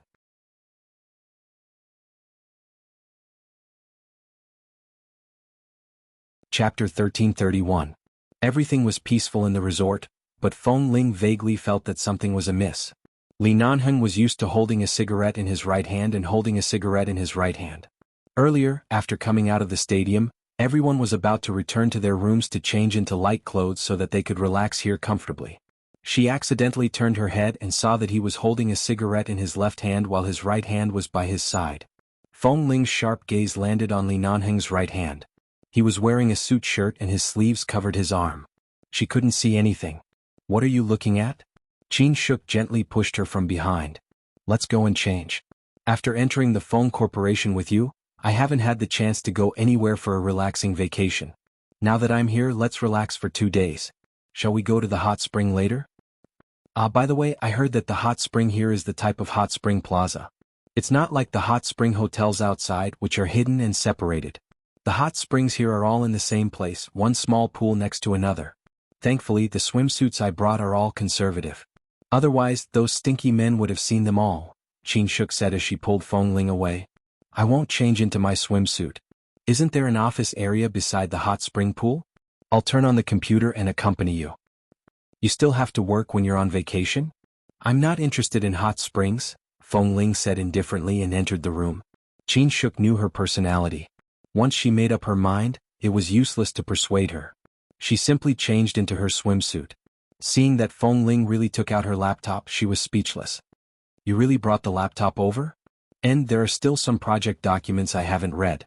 I can accompany you while taking a look. Usually, I don't have the time to read these project documents. Today is just right. All right then. When they arrived at the hot spring pool, there were indeed many small pools of nearly 1,000 square meters that had been modified on the flat ground. There were all kinds of colors and the water was very clean. There were also all kinds of blue swimming pools around them. The contours of the swimming pools were all kinds of beautiful and exquisite shapes. Qin Shuk chose an aromatherapy hot spring pool. Coincidentally, there was no one in the small pool. There was a table and chairs beside the pool that could be used for work. Feng Ling placed the computer there, but Qin Shuk couldn't bear to watch her sitting here busy with work. She coaxed her into soaking her feet and even helped move the table and chair over. In the end, Feng Ling didn't refuse. She placed the table against the pool, rolled up her pants and placed her calves into the hot spring water. As she soaked her feet, she turned slightly to look at the project documents on the computer. It was indeed very comfortable. Qin Shuk was also comfortable now. She soaked in the water and talked to her. Not long after, about half of the celebrities in the American Chinese circle who came here for vacation came here. Many people wanted to go to the gym to play for a while before coming. At this time, most of the women came. Everyone had nothing to do in their own pools. Occasionally, some people would talk about the recent events in the circle, and some people would whisper about which military base Li Nanheng was in. There were many different opinions about the Li family. Xiao Li walked slowly. Xiao Li, do you not have a girlfriend? Do you mind finding a younger one? I've heard my father mention you. I like your personality, family background, and experience. If you don't accept me now, it's fine. Give me your number. Let's be friends first. Xiao Li, do you have a girlfriend? Do you mind finding a younger one? Li Nanheng's eyes lit up, and he looked at Li Nanheng, who had just come out of the villa room in the resort. She followed him all the way. It's fine if you don't accept me now. Give me your number. We can be friends first. Li Nanheng was expressionless the entire time. He did not even look at the noisy girl who had been following him. Seeing that he did not even respond, the young lady of the O Corporation was not discouraged. She quickly followed his footsteps. Really, don't think I'm young. Although I'm 18 years old, I'm already very mature. I can also get married at this age in America. Assistant Yu Zheng, Xiao Li, hey Xiao Li, don't ignore me. The young lady of the O family could not catch up to him, so she quickly jogged to catch up to him. Then, she blocked in front of Li Nanheng and stretched out her arms to raise her head to look at the tall and cold man in front of her. Finally, he glanced at her because of her sudden movement. The moment their eyes met, the young lady of the O family felt as though her heart had been struck. Her cheeks instantly heated up, and her voice trembled nervously. But, I just want to get to know you, and they all said that you don't have a girlfriend. Since you don't have a girlfriend, it's not a problem for me to chase you, right? I don't usually talk so much. I just want to get to know you, Xiao Li. Look. Li Nanheng looked at the young lady of the O family who was wearing a pink lace bikini in front of him. His expression did not change. Not interested. I'll be interested once I get to know you. The young lady of the O family smiled and was about to approach him. Her face was still a little red. However, the moment she approached, the man frowned. He took a step to the side and turned to walk in another direction. Hey you. The young lady of the O family turned around and saw that she really couldn't tease this man. She immediately stomped her feet in anger and quickly ran after him. She didn't expect Xiao Li to also go to the hot spring. The young lady of the O family happened to change into a swimsuit and wanted to go over. She happily moved forward and followed behind him as she said, Xiao Li is going to the hot spring too? I'm going too. Why didn't you change your clothes? Li Nanheng acted as though he didn't hear her and walked forward. Yu Zheng couldn't help but whisper, Miss O, our Xiao Li has something to do there. Mr. Mike has asked Xiao Li to have tea in the tea room next door, not to soak in the hot spring. Of course he doesn't need to change his clothes. Oh tea. I can drink tea too. Xiao Li, I'll drink with you. As they spoke, they had already walked near the hot spring. They happened to pass by a small path to the tea room. Right now, the small path was filled with water. The young lady of the O family was focused on the tall man in front of her and didn't pay attention. She slipped and suddenly screamed. With a plop, she fell into the pool that was about 1.8 meters deep.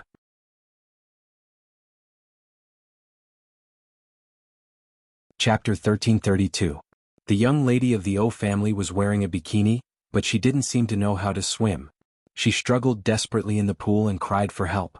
Yu Zheng looked back and estimated that she was only a little more than 1.6 meters tall. There was indeed a possibility of drowning in this deep pool. He quickly called out to Li Nanheng, Xiao Li. Hearing this, Li Nanheng turned back and saw the person who was struggling in the pool but did not sink for a long time. He did not speak. At this time, other people who were nearby had already surrounded them.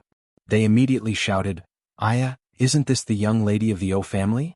How did she fall into the pool? Quickly save her. Yes, hurry up and save her. There were a lot of onlookers. Most of them knew how to swim, but they kept shouting for others to save her, especially a young man who was shouting very loudly. He kept shouting, Aya, Misso doesn't know how to swim. Hurry up and save her.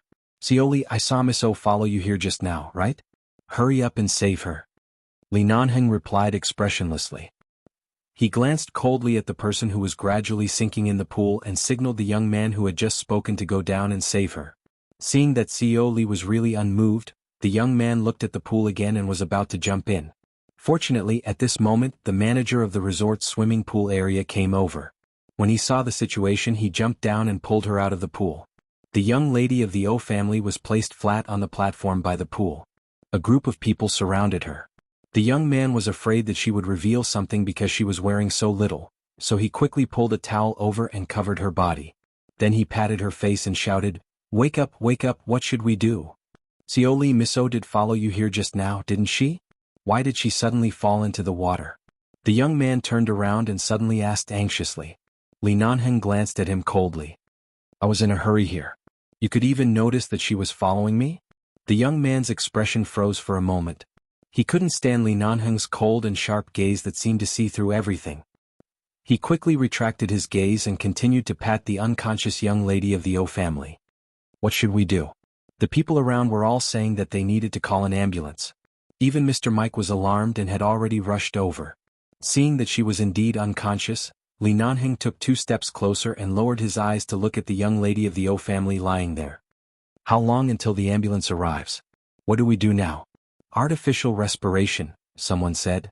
Yes, CPR. The young man suddenly raised his eyes and looked directly at Li Nanheng, who had just walked over. Xioli, quick, help her with CPR. Li Nanheng frowned. Do you know how to do artificial respiration? Of course I won't. The young man said anxiously. Hurry up and save him, GM Li. Oh, I won't either. Yu Zheng almost laughed out loud. More and more people gathered here. Li Nanheng glanced at the young lady of the O family who was lying there and said without changing his expression, I remember that Xiao Qin is a famous swimming enthusiast in the circle. He must be quite proficient in artificial respiration. Let Xiao Qin do it. The young man turned to look. Xiao Qin had a fat head and big ears. He was wearing tight black swimming trunks and was in his 40s. His face was covered with all kinds of red and unhealthy red pimples. They were of different sizes and his face was dripping with water. When he heard this, he rushed forward to help save her. However, the young lady of the O family, who was still lying there, suddenly coughed at this moment.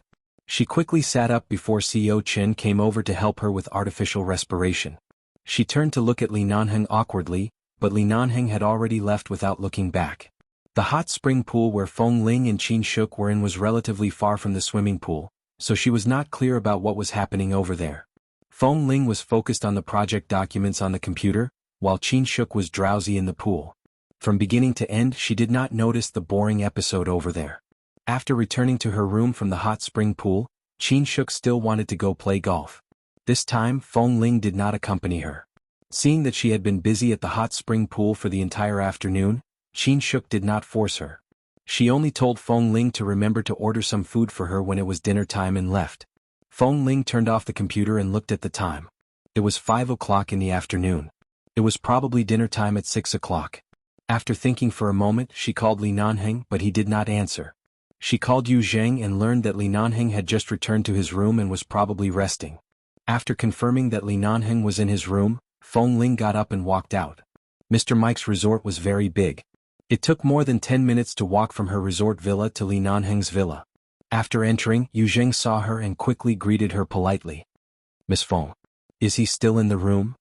Yes, but CEO Li just said he wanted to rest. Are you looking for him, Miss Feng? Feng Ling nodded but did not explain.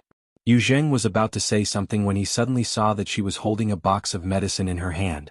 He immediately shut his mouth. He didn't expect that this Miss Feng, who usually looked cold and unapproachable, was quite observant. She could actually see that CEO Li's arm was injured. Do you have a room card? Feng Ling asked. Oh yes. After all, Yu Zheng had personally seen how much CEO Li cared about Feng Ling. If it was anyone else, he definitely wouldn't dare to hand over the room card, but if it was Miss Feng, of course, it was a different story. After receiving the room card from Yu Zheng, Feng Ling thanked him and went to Li Nanheng's room. She gently knocked on the door twice but no one responded. She swiped the card and went in. After entering, she heard the sound of water splashing from the bathroom. Feng Ling turned her gaze over and saw that although there was the sound of water, the bathroom door was open. As soon as she walked over, she saw the man standing inside, who was using his left hand to change his shirt with some difficulty. The shirt he had just changed into was stained with blood and was being washed underwater. He had just put on his new shirt, but because his left hand was not convenient, he had not buttoned it up. Suddenly hearing her approaching footsteps, the man in the bathroom abruptly raised his eyes and met her gaze. As expected, he hadn't used his right hand today because his arm was injured. Feng Ling walked over with the medicine. How did you get injured?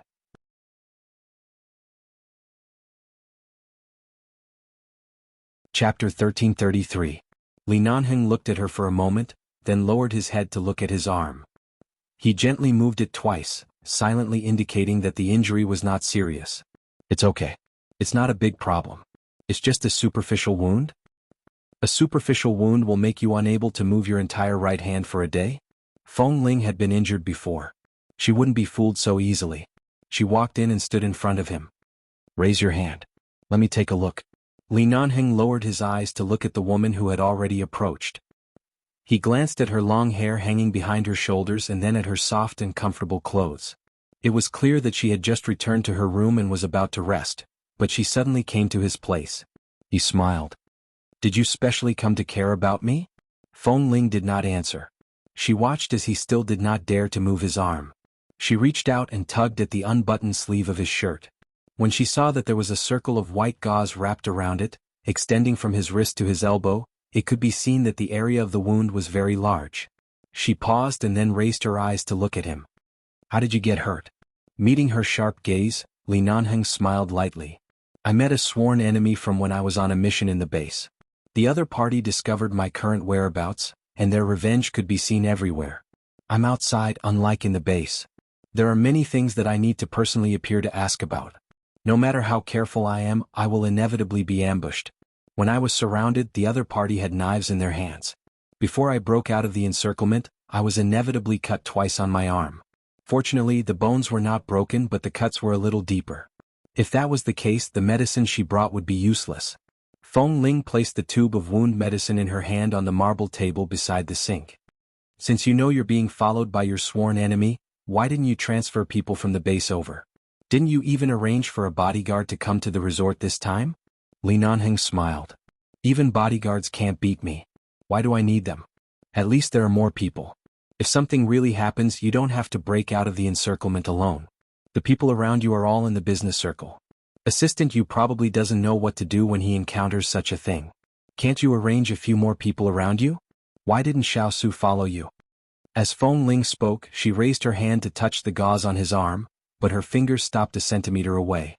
Afraid that she would hurt him, she simply put her hand down. Do you really care about me?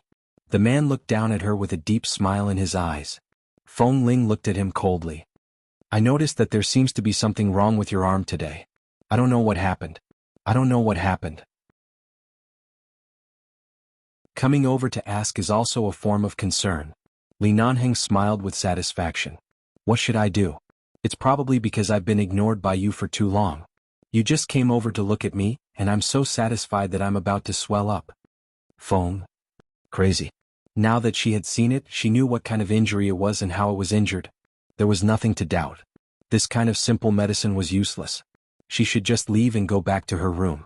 Now that she had seen it, she knew what kind of injury it was and how it was injured.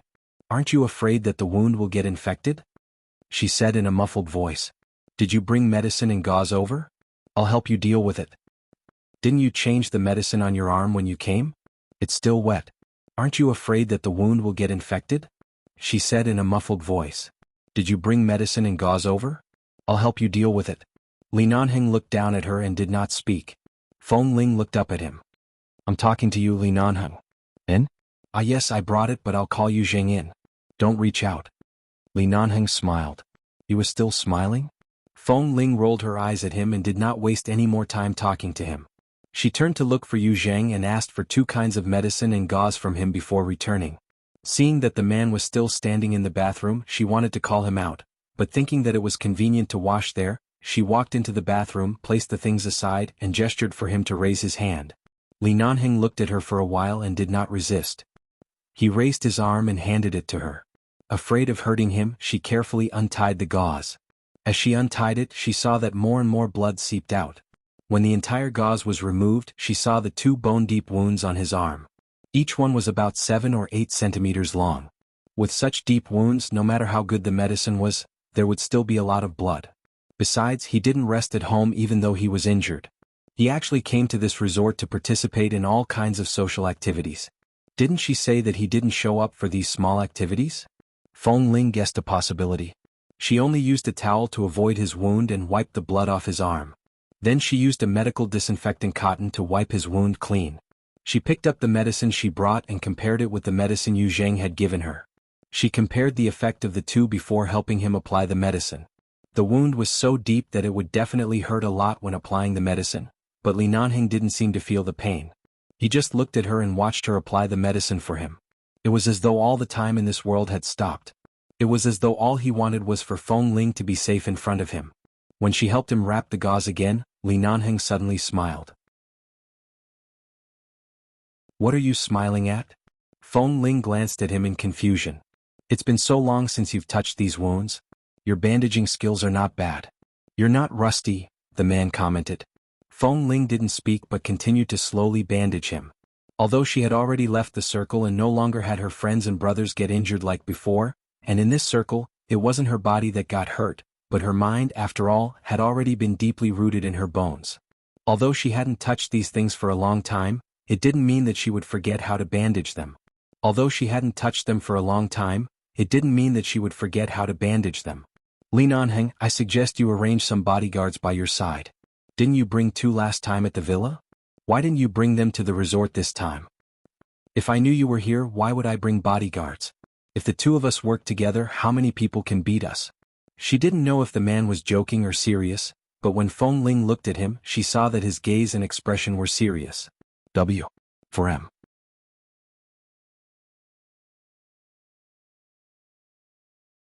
Chapter 1334. Feng Ling sneered and pointed at his bandaged arm. "You're injured like this and it's your right arm. Even if you fight me now, you might not be able to defeat me. Who do you think you are when your right arm can't exert any strength? You don't even have a foothold. I can knock you down in a few moves."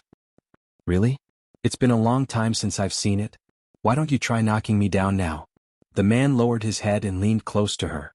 Feng Ling raised her hand and pushed his forehead. "I'm being serious. Don't get so close to me." "I'm not being serious." Li Nanheng raised his brows and suddenly glanced meaningfully at the bed outside the bathroom.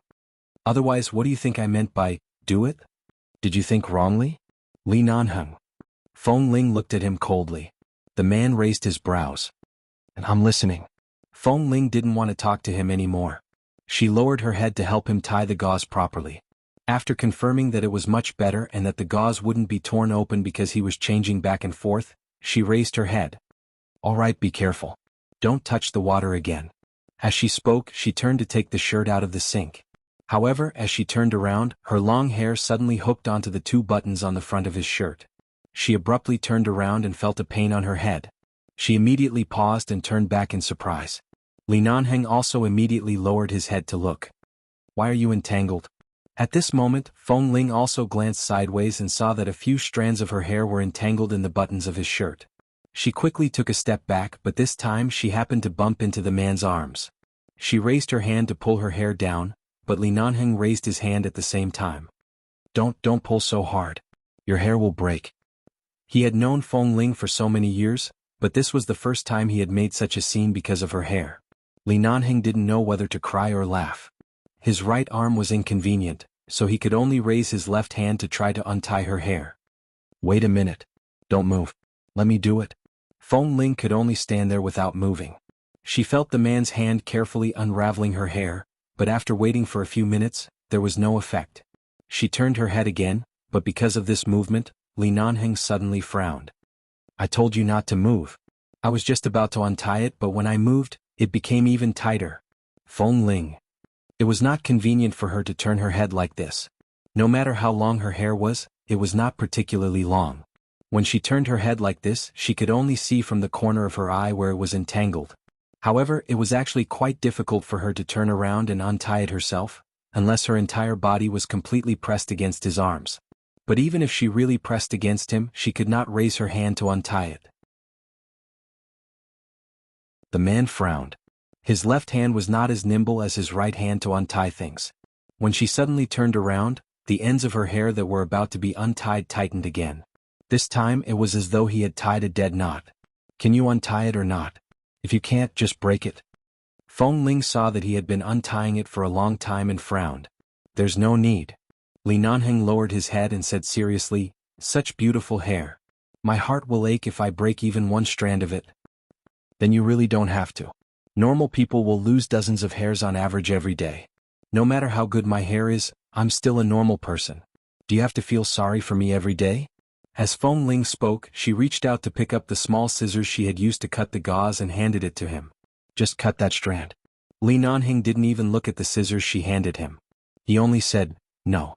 Feng Ling glanced at him. You did it on purpose? The man still lowered his head and seriously untied her hair. Your hair is on your body. How could I do it on purpose? Feng Ling, she didn't speak. Anyway, she would untie it sooner or later. She stood there silently and let him untie it.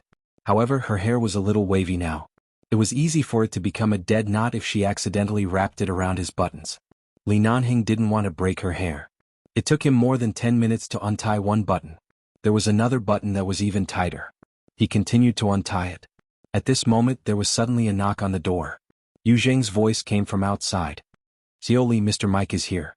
He's outside. He wants to see you. Mr. Mike? He came at this time? Feng Ling's heart skipped a beat. Mr. Mike was a famous figure in the American business circle. More importantly, she wasn't familiar with him. Mr. Mike had probably only heard some rumors about her and Li Nanhing, but people at his age didn't care much about these rumors. However, if he saw her tugging at the disheveled Li Nanhing in the bathroom, would she still be able to survive in the business world in the future? She quickly tried to tear off the strand of hair. Seeing her motive, Li Nanhing frowned and pressed her down. It's too late for you to go out now. Don't pull. Feng Ling turned to look at him, frowned and lowered her voice. What do we do now? It won't matter if I'm seen. I'm unmarried and you're unmarried. Everyone outside says that I'm your fiancé. What are you afraid of? The man looked confident. Feng Ling glared at him. I don't want to be seen. Then hide. When Li Nanhing heard the sound of the door, he immediately lowered the bathroom curtain and pushed Feng Ling in. Then he stood outside the curtain and lowered his head to untie her hair. How can I hide like this? Feng Ling didn't understand, but she had already entered behind the curtain. Her body was blocked by the curtain, and only a strand of hair was pulled on his button. However, the man's body also blocked this side. His back was facing the outside of the bathroom, so he shouldn't be able to see anything. After all, this was Mr. Mike's place. Yu Jing only knocked on the door to inform him and couldn't say too much to stop him. Mr. Mike had already walked in. Hearing the footsteps outside and Mr. Mike's smiling voice, Feng Ling suddenly became nervous. If it was just the two of them talking in the room, it would be fine. However, Li Nanheng's shirt was not buttoned and his clothes were disheveled. She also came in her underwear and did not look like she was here to talk about work. Furthermore, she was in the bathroom with her hair tangled up. It looked as ambiguous as it could be, especially now that she was still hiding behind the curtain of the bathroom. If she was discovered in this situation, there was no guarantee that she would be in trouble. She looked around the bathroom, but there was no other place to hide behind the curtain. Don't move. Li Nanhing shouted in a low voice that only she could hear. His fingers continued to fight on his button. W. For M. You're tuning in to the Han Li's Wuxia Adventures YouTube channel. We're so grateful for your support, and don't forget to subscribe to join us on this incredible journey through captivating stories. Your generosity through donations truly makes a world of difference, as it's the primary source of revenue that allows me to expand and enhance this channel for you. Thank you from the bottom of my heart for being a part of this adventure.